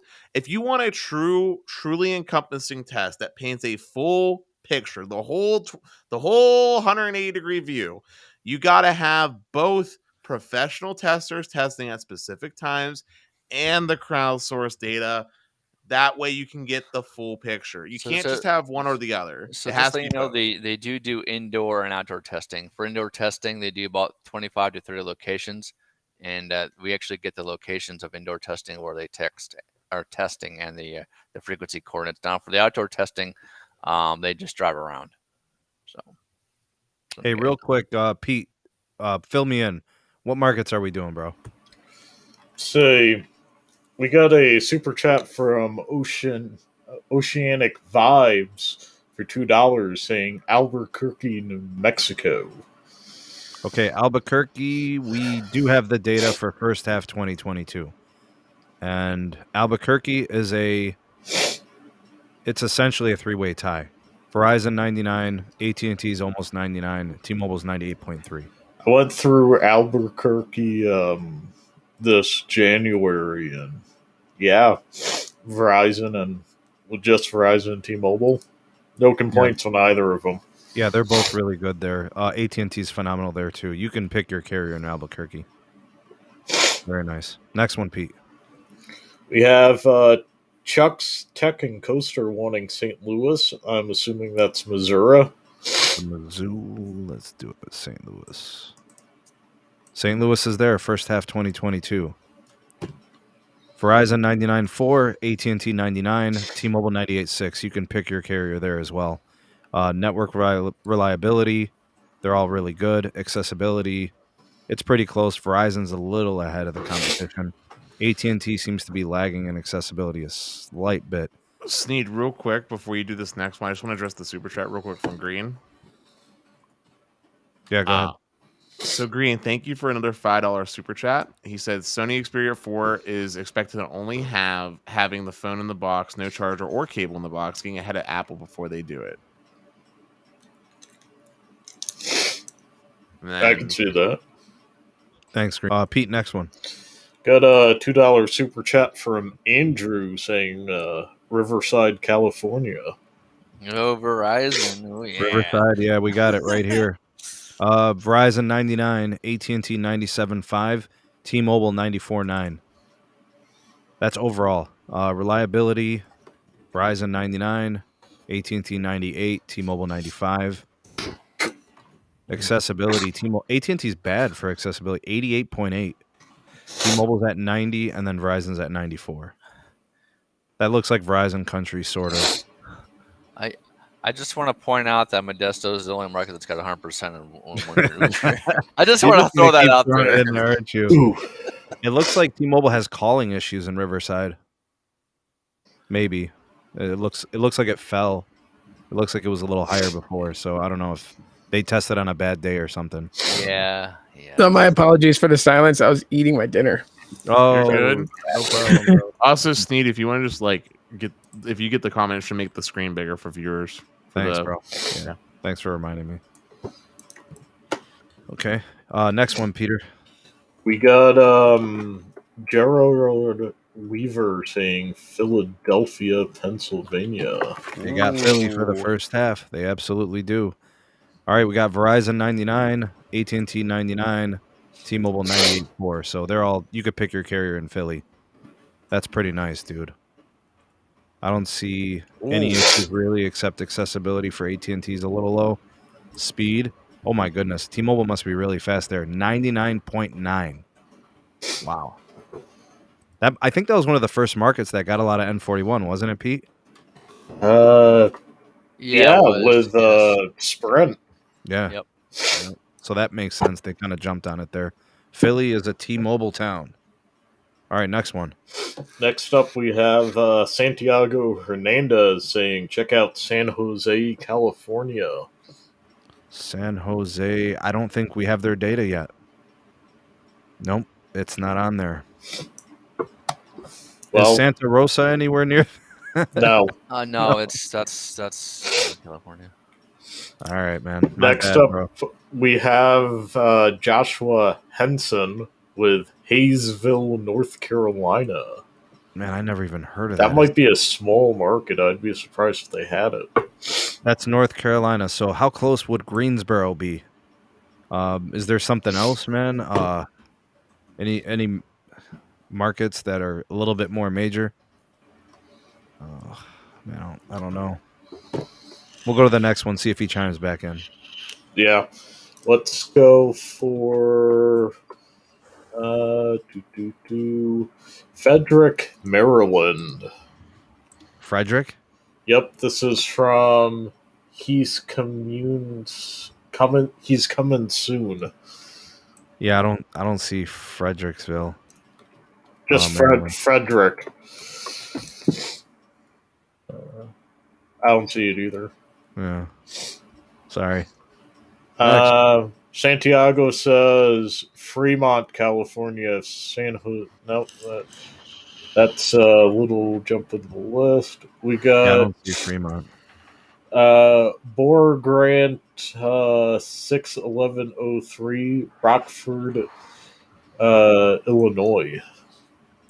Rockford is in there. All right, let's check out Rockford. Finally got a hit. Everybody's 99 or better. That is a pick your carrier market. That's very nice. All right, so Verizon and AT&T share it, but T-Mobile's at 99. So to me, that's a three-way tie. No glaring issues in reliability. I guess T-Mobile's accessibility is a little behind the competition, but not much. Verizon has a 100% for network speed. T-Mobile's at 99.6. That's a pick your carrier, man. Nice job from the carriers in Rockford, Illinois. Where is that, by the way? Is that near Chicago? It's south of Chicago and north of Springfield. Oh, okay. So like in the middle or something? Yeah. All right. Well, that's pretty nice. You could pick your carrier there. He's coming soon chimes in saying just go with Baltimore. Be more. Let's see if the data's there. Baltimore, we got it. Baltimore, Maryland. AT&T, 98.6. Verizon, 97.8. T-Mobile, 97.6. You can pick your carrier there. That's pretty nice. AT&T does seem to have a little bit better scores. Reliability looks good from all of them. AT&T a little behind in accessibility. Network speed, T-Mobile has the crown. AT&T's just behind them. Verizon's third. The black bar means it decreased, right? Yes, if it's in the other way. And if it's like this, for example, you see how the black bar is in the red for Verizon? Yeah. That means it increased. Okay. That looks good. Baltimore, Maryland, you can kind of pick your carrier based on price, right, Pete? Yep. Everybody wins. Yeah. Nice. DGAF is next. He wants Lancaster. Is that PA? Yeah. Yeah. Lancaster, PA. That's 1, 2, 3. That was the fourth next one, but well, Rockford, right. Illinois was the one that we just did, right? So that's the we did Rockford. Yeah. Next would have been Matt McDonald with Boston, Mass. All right, I'll go to Boston next. Verizon 99.3, AT&T 98.2, T-Mobile 97.1. So let's see what's bringing down T-Mobile's score a little bit. It looks like they dropped a little compared to the last half. Reliability is pretty good. Verizon is reliable. Oh, it's the accessibility score. 92. Yeah. Okay. So the rest, that accessibility is an interesting test. I got to learn more about it. The network speed, T-Mobile's whooping over there, 99.8. You guys seeing this trend? What N41 has done for their network? By the way, Bargrantos, Rockford is 80 miles south of Chicago. That's a pretty nice little hike, man. Let's do Boston next. We don't have Boston data. Why? That's a big town. Why not? It's probably Verizon anyway. Yeah, that traditionally I think it was because they got files there, don't they? Yep. Also, Pete, I see what happened. Rockford was twice. That's what tripped me up, and I had that comment that split the things. All right, Yeah. what's next, Pete? We have Michael Luke saying Teller, Tular, California. That's Tular. Yeah, he gave the postal code of 93274. How do you spell it? Is it TU? Tulare. Yeah, sorry, man. It's not on here. I'd love to help you with that. It's just not listed. Okay, Green has San Antonio, Texas. We got which that. is on there. Thank goodness, yeah. San Antone. AT&T 99.3. T-Mobile 99.1. Verizon 98.9. That is a pick'em market. We got network reliability. They're all great. Accessibility. Verizon's a little higher than T-Mobile, and which is a little higher than AT&T. Network speed. T-Mobile a perfect 100 score. I bet you they got N41 everywhere. What? Network speed for T-Mobile 100 in San Antonio. Oh, you suckers! Yeah, they got a 100 score for network speed. Sheesh, you're mad, bro. He's like, oh, I didn't get to do it, so 99 for call performance from all the carriers. Texting is good. That's a three-way tie. Basically, look, 99.3, 99.1, 98.9. How about T-Mobile's median upload speed? 46. How about that? Dang. Next one, Pete. Next up, we have from Salt Lake City, Utah. That I could do. Verizon 98.9, AT&T 97.8, T-Mobile 97.4. That's all pretty good. That was from Edgardo Malave. All right, Edgardo. Verizon 99.1 in reliability, AT&T 98.2, T-Mobile 98.2. They're all pretty good. That's my experience in Salt Lake. Although T-Mobile's something special if you find an N41 place there. Yeah, network speed for T-Mobile is 99.9. Verizon 100 and AT&T 99.6. Man, I'm wondering if Verizon deployed the N77 there. The build must be good for these carriers. Midband must be solid. They have a lot of CBRS there too. So the last time I was in Salt Lake, I was only getting like 80 down compared to like 240. We love those 100%. Is Tito back yet? Is Tito still here? Yeah, I'm here. All right, Tito, we're gonna do Phoenix, bro. You ready? Yeah, let's do it. Oh, Phoenix is T-Mobile country. Yeah, I bet you're wrong. Yeah. All right, now it's not necessarily wrong. It's not necessarily wrong. Verizon's 99, AT&T's 98, and T-Mobile's 98. Well, the reason why I said what I said is because Phoenix was a strong Sprint market, and okay, I see what you're saying. Yeah, I guess the accessibility is a problem for all the carriers. Network speed, T-Mobile's got the crown. Tito, is that true? They're the fastest carrier? Yeah. From what I was able to compare it, yeah. You guys see how Root is right about everything except Cleveland? That's what I'm saying. It's a one-off, and once we go to my market here, I'll show you what I mean and how the calling performance has still stayed true of what I did. Is the calling a little suspect by T-Mobile, Tito, and Phoenix? So yeah, in certain part areas, like the call quality is just kind of like garbage, but speed wise, they've been consistent in everywhere that I go, from Phoenix, Scottsdale, Mesa, Tempe, Gilbert, Peoria. So. Guys, I am telling you, Root Metrics is solid. They just messed up Cleveland. That's it. Yeah. Hey, can I call a quick audible? Can we check out Scranton, PA? Scranton or Cranston? No, Scranton. I saw it in the drop down when you were there. Let's do it. 98 for AT&T, 97.8 for Verizon, 96.7 for T-Mobile. AT&T has accessibility problems. T-Mobile's isn't great either. Verizon's at 98. The office would be sad. I know. T-Mobile's at 98.8 for speed.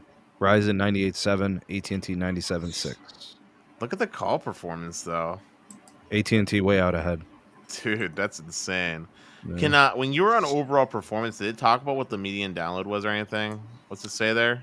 It says here that T-Mobile's median download went from 63 to 86. That's Is that pretty good? daggone impressive. Yeah, that's impressive, man. Okay. I mean, you're basically saying that you improved your download speed by like 30+%. Does that list have Savannah, Georgia? Let's check it out, David. Savannah. Nope. Nope. No Then Savannah Jacksonville, yet. Florida, I guess would be the next closest. Jacksonville, Florida. Florida. It's only about 70 miles. So I got family Only out there. 70 miles. All right, we're gonna check it out. The fam, you could tell them. Verizon 99, AT&T 99, and T-Mobile almost 99. That's accurate. I wish Choose your character. Verizon would improve their service in Jacksonville. I really did. It's not. Well, they are. They're investing an extra. I don't remember how much money, but they're investing like an extra. Like I think it's like 10 million or 15 million just in Florida alone. I thought that was Orlando, but it might have been Florida. They need to do it. They need to do it better in Florida, like all of freaking Florida. Like I'm not happy with them. I'm just Look at T-Mobile's network speed. This is like the 5th time we've seen a 99.9 or higher. T-Mobile's network speeds are off the chains right now. Look at that, man. That's the Ericsson equipment talking to you. Oh man, the Excalibur or whatever. Yeah, man. That is crazy, bro. They are so fast right now. What about Kissing Me? I'll kiss you. Oh god. We got 99, 99, and almost 98. That's pretty good from all three. Yeah. I don't see any issues. Well, T-Mobile's accessibility is kind of low. Network speed going to AT&T is surprising. Sometimes I feel like the network speed is like market share related. Like, yeah, okay, and it's just like, is it congested? Have they done the upgrades yet? Like that sort of thing. Okay, Houston has been a huge problem for Verizon apparently, and Verizon does well. Okay, so that's crazy. Everybody's telling me how Verizon's congested in Houston, and like, what is this? I guess define congestion. I think if people don't see 200 megabits per second, 400 they think it's slow. I think if you're above 50 comfortably, you're doing okay. Is that a T-Mobile another 100, guys? 100. Oh my god. See, I think if you're above 25, you're fine, because if you can play a 4K video, you're fine. No, I don't believe that 25 is not a lot of bandwidth. 25 doesn't leave a lot of room for any extra, like any other users on the network. 50 makes it feel better. I have a friend who lives in Fresno. I'd like to check this out for him. Verizon 99, T-Mobile 98, AT&T 98. All right, so they're good. By the way, Verizon. Fresno was mentioned by Michael Luke. Oh, okay. So this kind of helps him out. 99.7 on reliability for Verizon, 99.4 for T-Mobile, and then 99.3 for AT&T. That's pretty damn good. Hey, speaking of friends, we should check out the capital, Washington, D.C., because we have a buddy down there that joins the spaces. #Keon. Shout out to you. Hashtag Keon. Oh, my God. I don't know. Wouldn't that be about the same as Baltimore? Because they're so darn close. I bet. No. T-Mobile has native fiber in DC, so there is some nuance.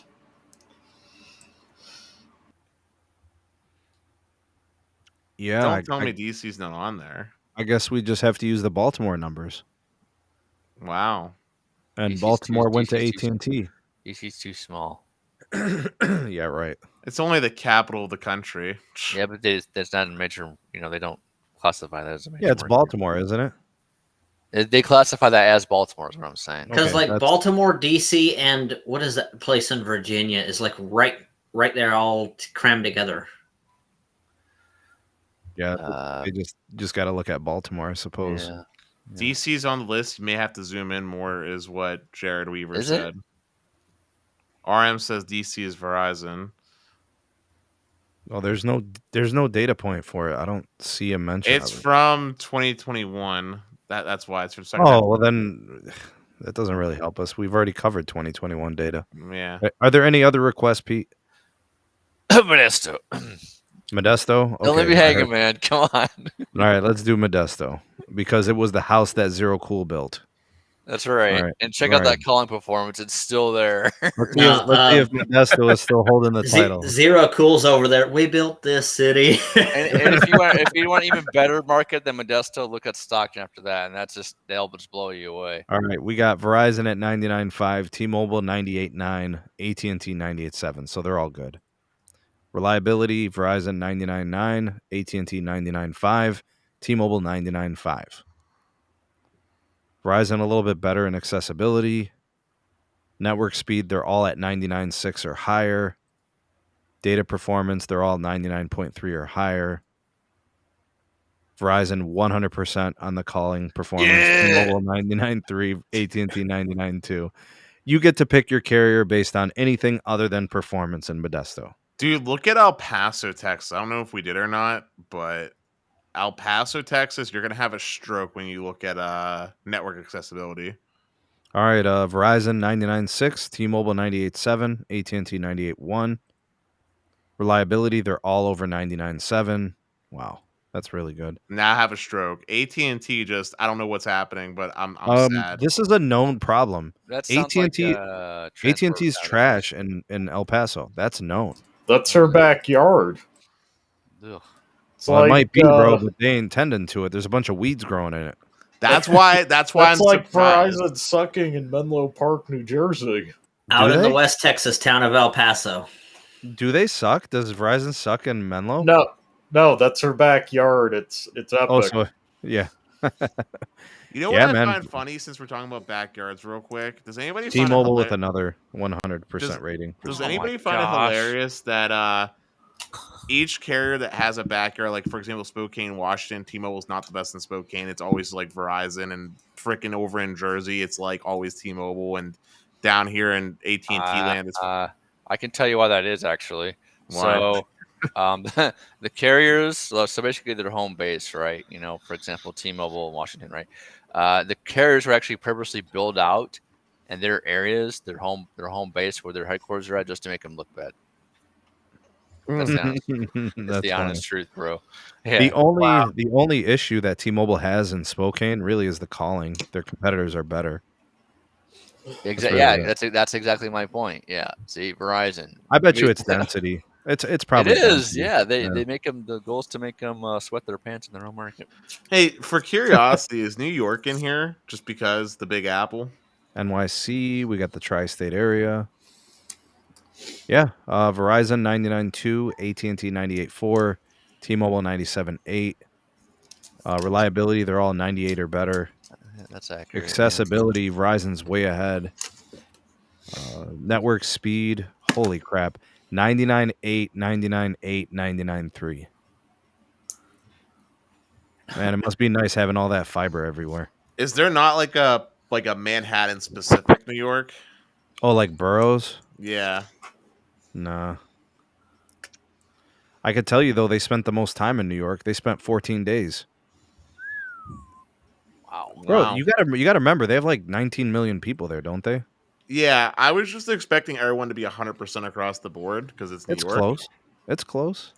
So Flyboy Rex says check northern New Jersey. That is northern New Jersey. I was gonna say, like, what market do I put that isn't New York City tri-state? That is tri-state. Northern New Jersey is tri-state. That also engulfs Connecticut up till New London. So would they? Do you think they would have that market tested? New London? No, they don't have it. No, they also don't have Stoner. So you're looking for New Jersey, right? Yeah, name a market. Trenton for Baby Yoda. That is not tri-state. Trenton's not a market on there, but you can do. Not on here. Although that's like Philly-ish area too. Yeah, the closest thing would be Philly. Hey, speaking of Pennsylvania places, how about Allentown? You know what they need to start doing instead of focusing on the 125 major markets that are that most people live in? They need to do the the 125 markets where it's the worst freaking coverage. That's Yeah, what and they who do need you to think do. is gonna actually have a completed test score? That's the Verizon. Verizon. point. Yeah, right. Wait. They need to improve. Outside of Billings, Montana, according to the FCC map, it's T-Mobile country only. Yeah. So then they would win that one, and the other two would have a dash. Right. Like, what are you asking for? My ask is to rate the worst performing markets. No, it's literally going to be the most areas with no testable coverage. Be like, we went to go test this city and there was no tower present. Sorry. Well, I think they need to do that. Especially but this 5G era, they need to do that. That would be up to the FCC because they're supposed to have the coverage maps. With release 17 of the 5G standard, we're supposed to be able to do text messaging over satellites, and therefore no one will ever not have any coverage. You can always send a text message. Yeah, for text, exactly. Yeah, so we went to Tuscarora State Forest, and all the carriers don't have coverage here. They need AT&T, to build. AT&T in Allentown, 98.1. Verizon, 97.7. T-Mobile, 97.4. They're all pretty close. Oh, no, they're not. Get to network accessibility. Oh, wow. Oh, AT&T and T-Mobile had a stroke here. Big red with the big stick. Well, actually, if you look at this, if you look at it in detail, Verizon actually improved their accessibility. T-Mobile's and AT&T's fell off a little bit. So T-Mobile might have been at like 93. Now they're at 91.4. AT&T looks like they were in the low 90s too, and they dropped off. But what I find interesting is, well, go ahead, do network speed. Somehow the network speed is all fast, and the call performance still went to AT&T. That's because when you're doing handouts between tower to tower, your calling is going to behave different than your data performance. No, but how can your accessibility be bad, but your call performance be phenomenal? That doesn't make sense to me. Because you're not always is get connected, stay connected on data. Right. Yeah. Oh, gotcha.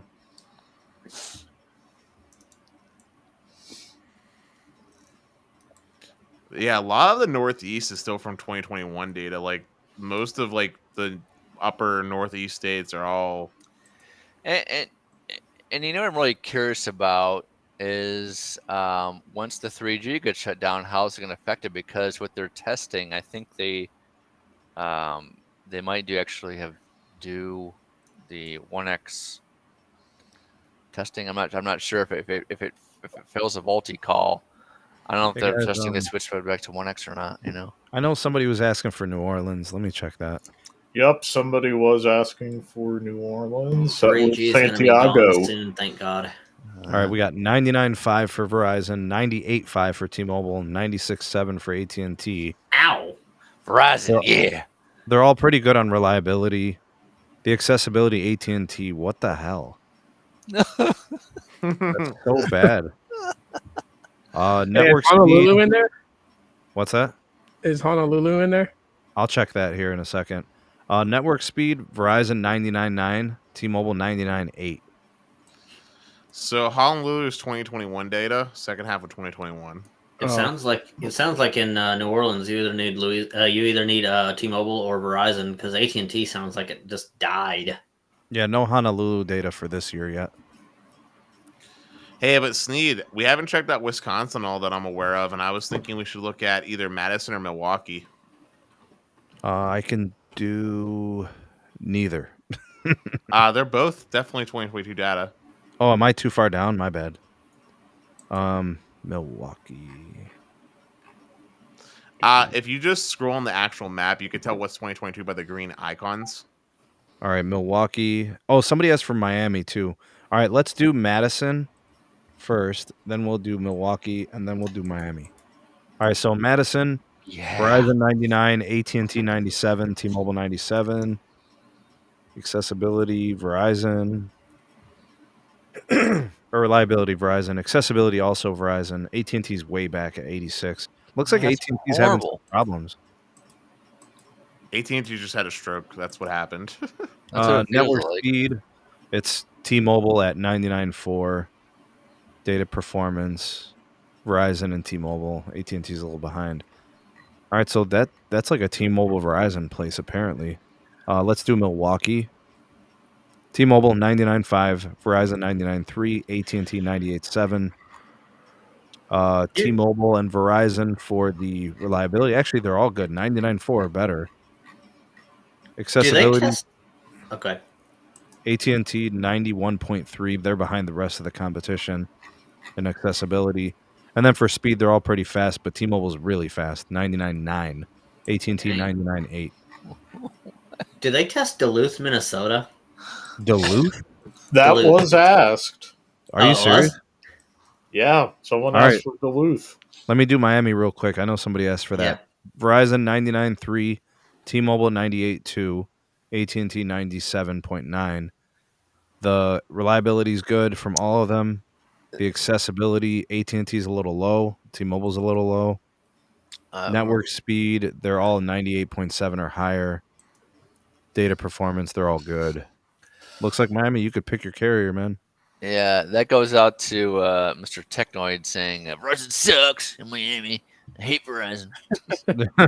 Apparently not by Root Metrics account. Right. What was the next one, Pete?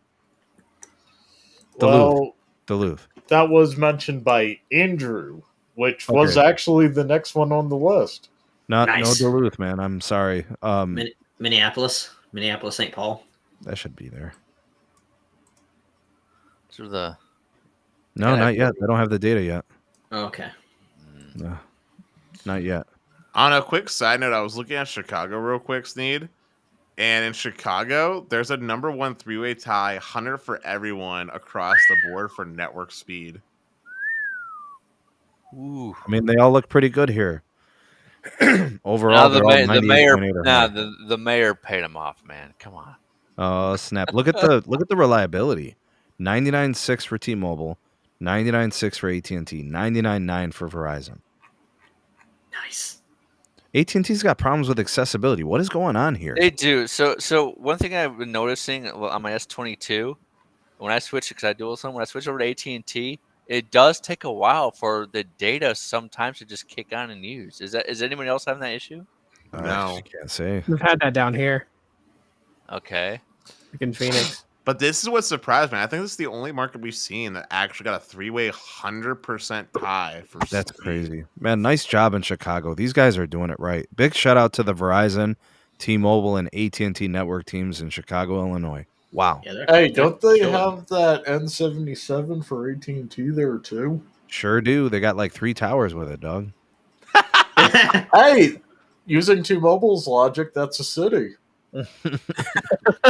Sneed almost spit his whole water out. I Bro, I know. almost ruined my freaking keyboard, Pete. What the hell? You almost spat all over your monitor. What are you talking about? South Bend, Indiana.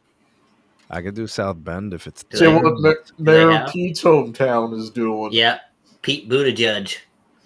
Head of DOT. Mhm. Slightly unrelated. Nope. But Nope. Slightly unrelated, but I just realized this. Did you know there's a drop down where you can change it from metro area to just state overall? Should we check the states, Dennis? Oh yeah. That'd be nice. First, let's do Kansas City, Missouri. Did you just make up a word, Missouri? No, I've I heard got that it from before. The Simpsons. Pete, who does that? The Simpsons. Nobody says that. What about Abe the show Ozark? Simpson. Oh my God, Pete, you're terrible. All right, 99.5 for Verizon, 99.3 for T-Mobile, 99.1 for AT&T. They're all pretty good there. Okay, if you're gonna do states, I think you should do something like Wyoming. Wyoming? Hold up. Hold on, another 100 network speed for T-Mobile. They're the king of speed, bro. Straight up. Hold up. If we do states, Gene G. Jr. chimed in with a $2 super chat just now for Delaware. Delaware, we could do that one. No, we can't. We can't do Delaware. No, incorporate the old data, Sneak, because you never did it on a state basis. Just F it. Let's just do the whole state. Come on, any state. All right, Delaware, first half 2022. Verizon, 99.4. AT&T, 98.8. T-Mobile, 98.1. That's because Delaware is the size of New York. Hey, Like Sneak, the entire state of Delaware is like New York The City. entire state of Delaware is smaller than my county. Dang. Sneak, do my state real quick because it won't shock you. PA. All right, we're gonna have to go to the old data. Yeah, I know it's 2021. Yeah. Okay. Yep, you passed it. Whoop, you passed it. All right, PA. This is Shouldn't old data for surprise PA. you. 95.7 for AT&T. 94.0 for Verizon. 91 for T-Mobile. Dang, they all hurt. Ouch. Verizon's got to step up their game in PA, man. Well, PA is clearly an AT&T state, as you can see. Yeah, it is. They got to step up their game. This is bull crap. But all of them need to step up their game. If the best is 95, that leaves a lot to be desired. I don't know, guys. States that have like mountainous regions. I know the Appalachian. Wyoming. Well, you do realize that like a good half of PA doesn't have anybody living in it, right? Yep. Yeah, it's just like Wyoming. Oh my god! Hey guys, hold on. This has to be said. They are getting worse in Wyoming. Yes, they're all getting worse because nothing is there except cows and wind. Hey, those cows need 5G too. Gosh darn it! Just put cells on the cows, bro. Literally cows. Yeah, you can make cell on wheels. You can put a cow on a cow, literally. Yeah. All right, guys. AT&T maybe with FirstNet you could say is doing something. Maybe. That is all FirstNet there. Okay. Network reliability. T-Mobile's at a 64. Wow. Sheesh. That's like a coin flip. Maybe get a call, maybe not. Maybe get data, maybe not.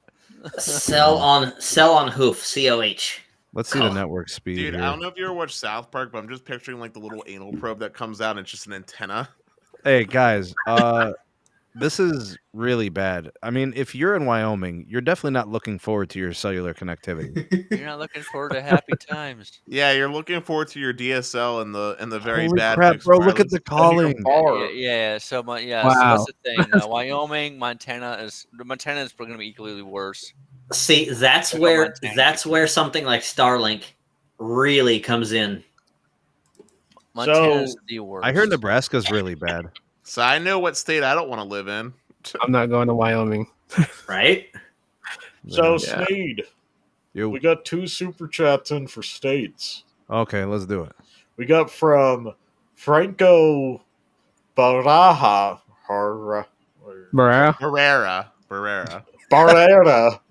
He says, check out Michigan, please. Yes, sir, Franco. Yeah. Michigan. All right, it's going to be the old data, so it's going to go back to last half. That's fine. All right, Michigan. It looks blue. Verizon. Oh, it's blue? Yeah, AT&T 96, Verizon 95, T-Mobile 88. Yeah, that would make sense. I mean, the Detroit office is really AT&T, but dang it, Verizon, what are you doing there? I'm not surprised that T-Mobile got 88 because that Upper Peninsula area has been really bad for them, so I'm not necessarily surprised. Their calling in Michigan is bad. Gosh, what are they doing there? Not calling. They probably have the Dennis engineer there. They ain't working on the calling. Next up is the state of Texas from Green 9227. All right, this is a $2 super chat. Everything's bigger in Texas, and that's going to be AT&T, I bet. Yeah, it's AT&T 98, Verizon 97, T-Mobile 95. Yeah, this is why everybody needs to dual SIM their phones, okay? I mean, my Pixel's T-Mobile AT&T, so... Dude, Steve, you're going to cry when you see call performance. No, you got to look at call. Damn it, Sneed. My Motorola is T-Mobile only. Look at 90 the call for calling? That's terrible. That's why I said you're going to cry. That is bad for a big state like Texas where like the networks are pretty well built. Let's see. North Dakota, that's the one. Yeah, Northern Dakota. Northern Dakota. Oy. Yeah, that's not good. Dude, think about it. Just to add a little bit of spice here and have some good conversation for a second. I have a question for everyone on the panel.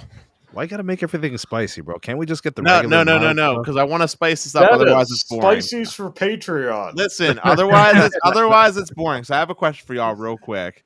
Out of the 3 metrics, data, calling, and texting, which one is the most important and why? Calling, always. Calling. So here's the thing: your calls run over data anyways. For data. Vocally, so it's data. I'm gonna be contrarian and say data. Hold up. And, you know, Wait, using Zero Cool's logic, my texts to Sneed go over data too. They do. So basically, Yes. Dennis, you're asking us what's better, data, or data. I knew that we're going that way, and you're thinking too much into it. I want you to think of it in simple terms. Calling, texting, or data, which is the most important? Like, legit, if you had to pick one that was literally unusable, you could not use it at all, which one are you willing to forgo? Texting. Texting. I would wait texting. Yeah. Like if Yeah, I had we're to pick also, one like- that I could not use, it would be texting.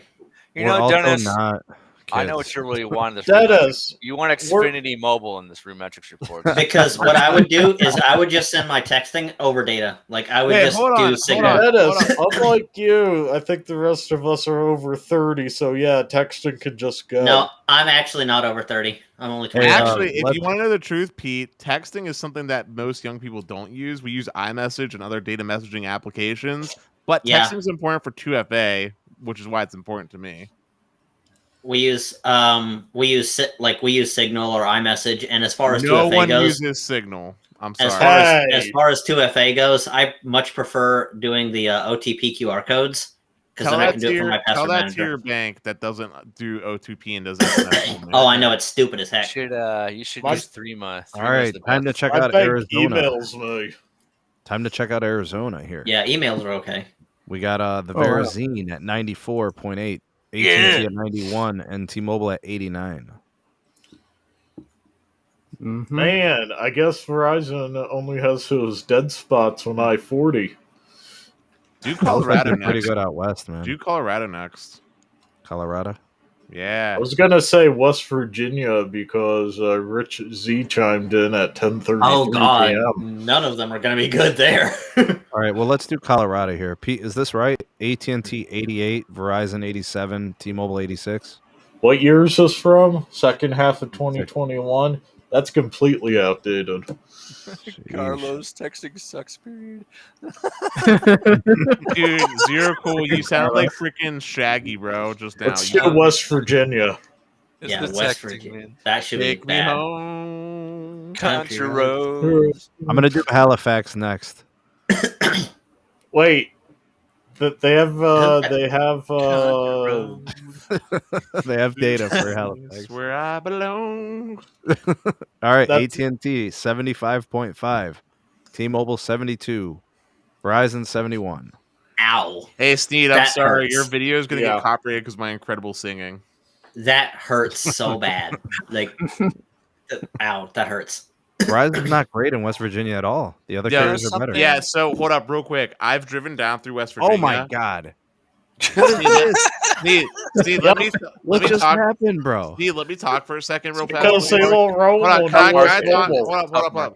The person that drives through West Virginia, I have driven through West Virginia many a time because I used to smoke cigarettes and I used to go down there all the time to get my cartons. Dude, what does that have to do with anything? It's Yeah. my reason for being down in West Virginia frequently.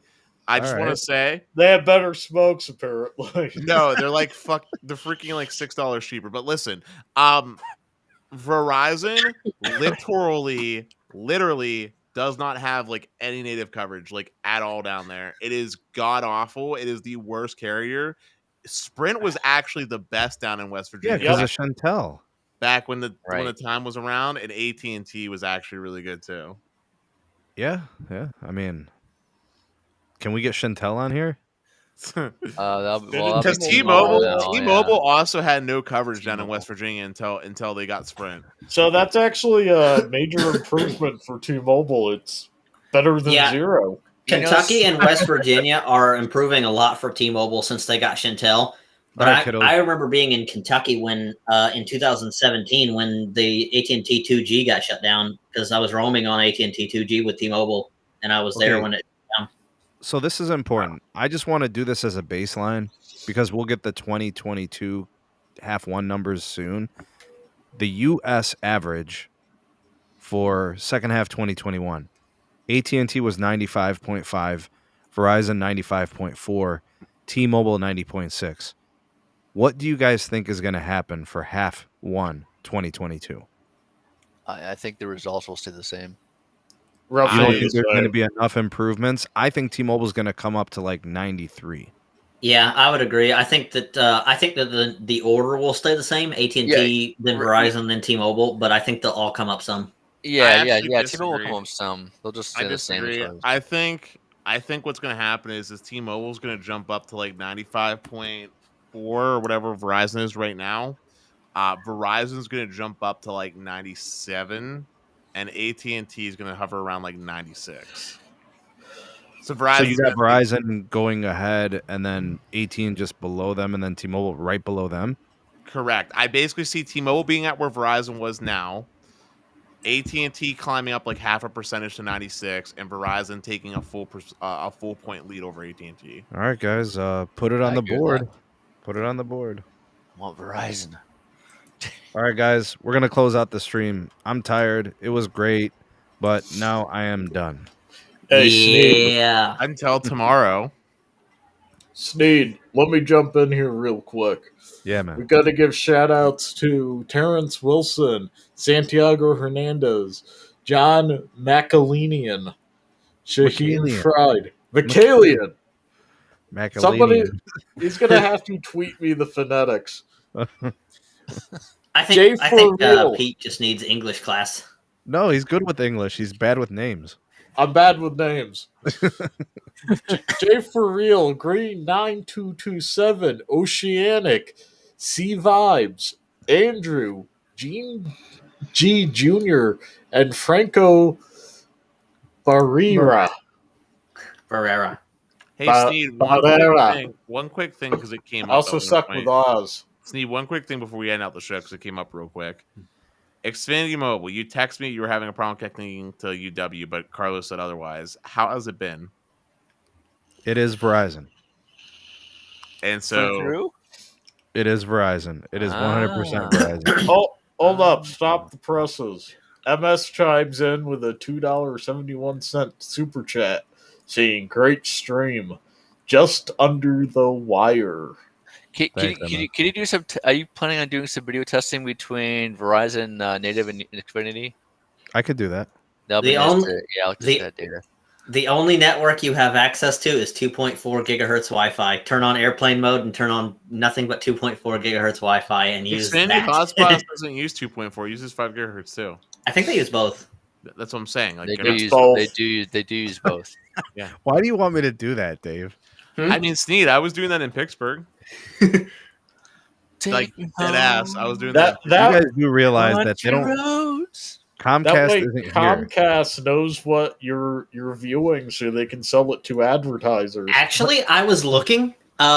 This is something interesting. I was actually looking at what internet providers I have here, and I can get Comcast, but they have 300 megabits a second is $30 a month for the first 12 months. And then it jumps up to $99 a month. And then they have a 50 megabit tier that's $50 a month that it doesn't change. But my T-Mobile is doing better than that. So why would I stay choose with the Comcast? T-Mobile? Yeah, stay with the T-Mobile where you're getting 30. Dennis? I get anywhere between 50 and 150 on T-Mobile, depending on the time of day. Dennis, your tone was so condescending, bro. Yeah, I'm sorry. Just Greg, stay with the 30. Dave, he's saying he wants your DOCSIS 4 to show up. No, I think he's just jealous of my internet. $30 for 300 by 10 is better than the T-Mobile home internet. Until it goes up to 99 after 12 months. So Pete, I need my hashtags, Pete. Go ahead. Hit me with the hashtags. Let's see. We got hashtag 2LiveCrew, hashtag Mod Squad, hashtag Feed the Bear, hashtag Save the Bear, hashtag DataCap, hashtag Let's Go Boo Boo, hashtag Ravioli Gang for those who were enjoying some food like Aloha India. Hashtag Tech Daddy, hashtag Tech Jesus. Telco Poppy. Oh, I said Tech Daddy. That's your new name too. You're translating in your mind. Hashtag it's over. Peace. All right, we Peace. have Peace.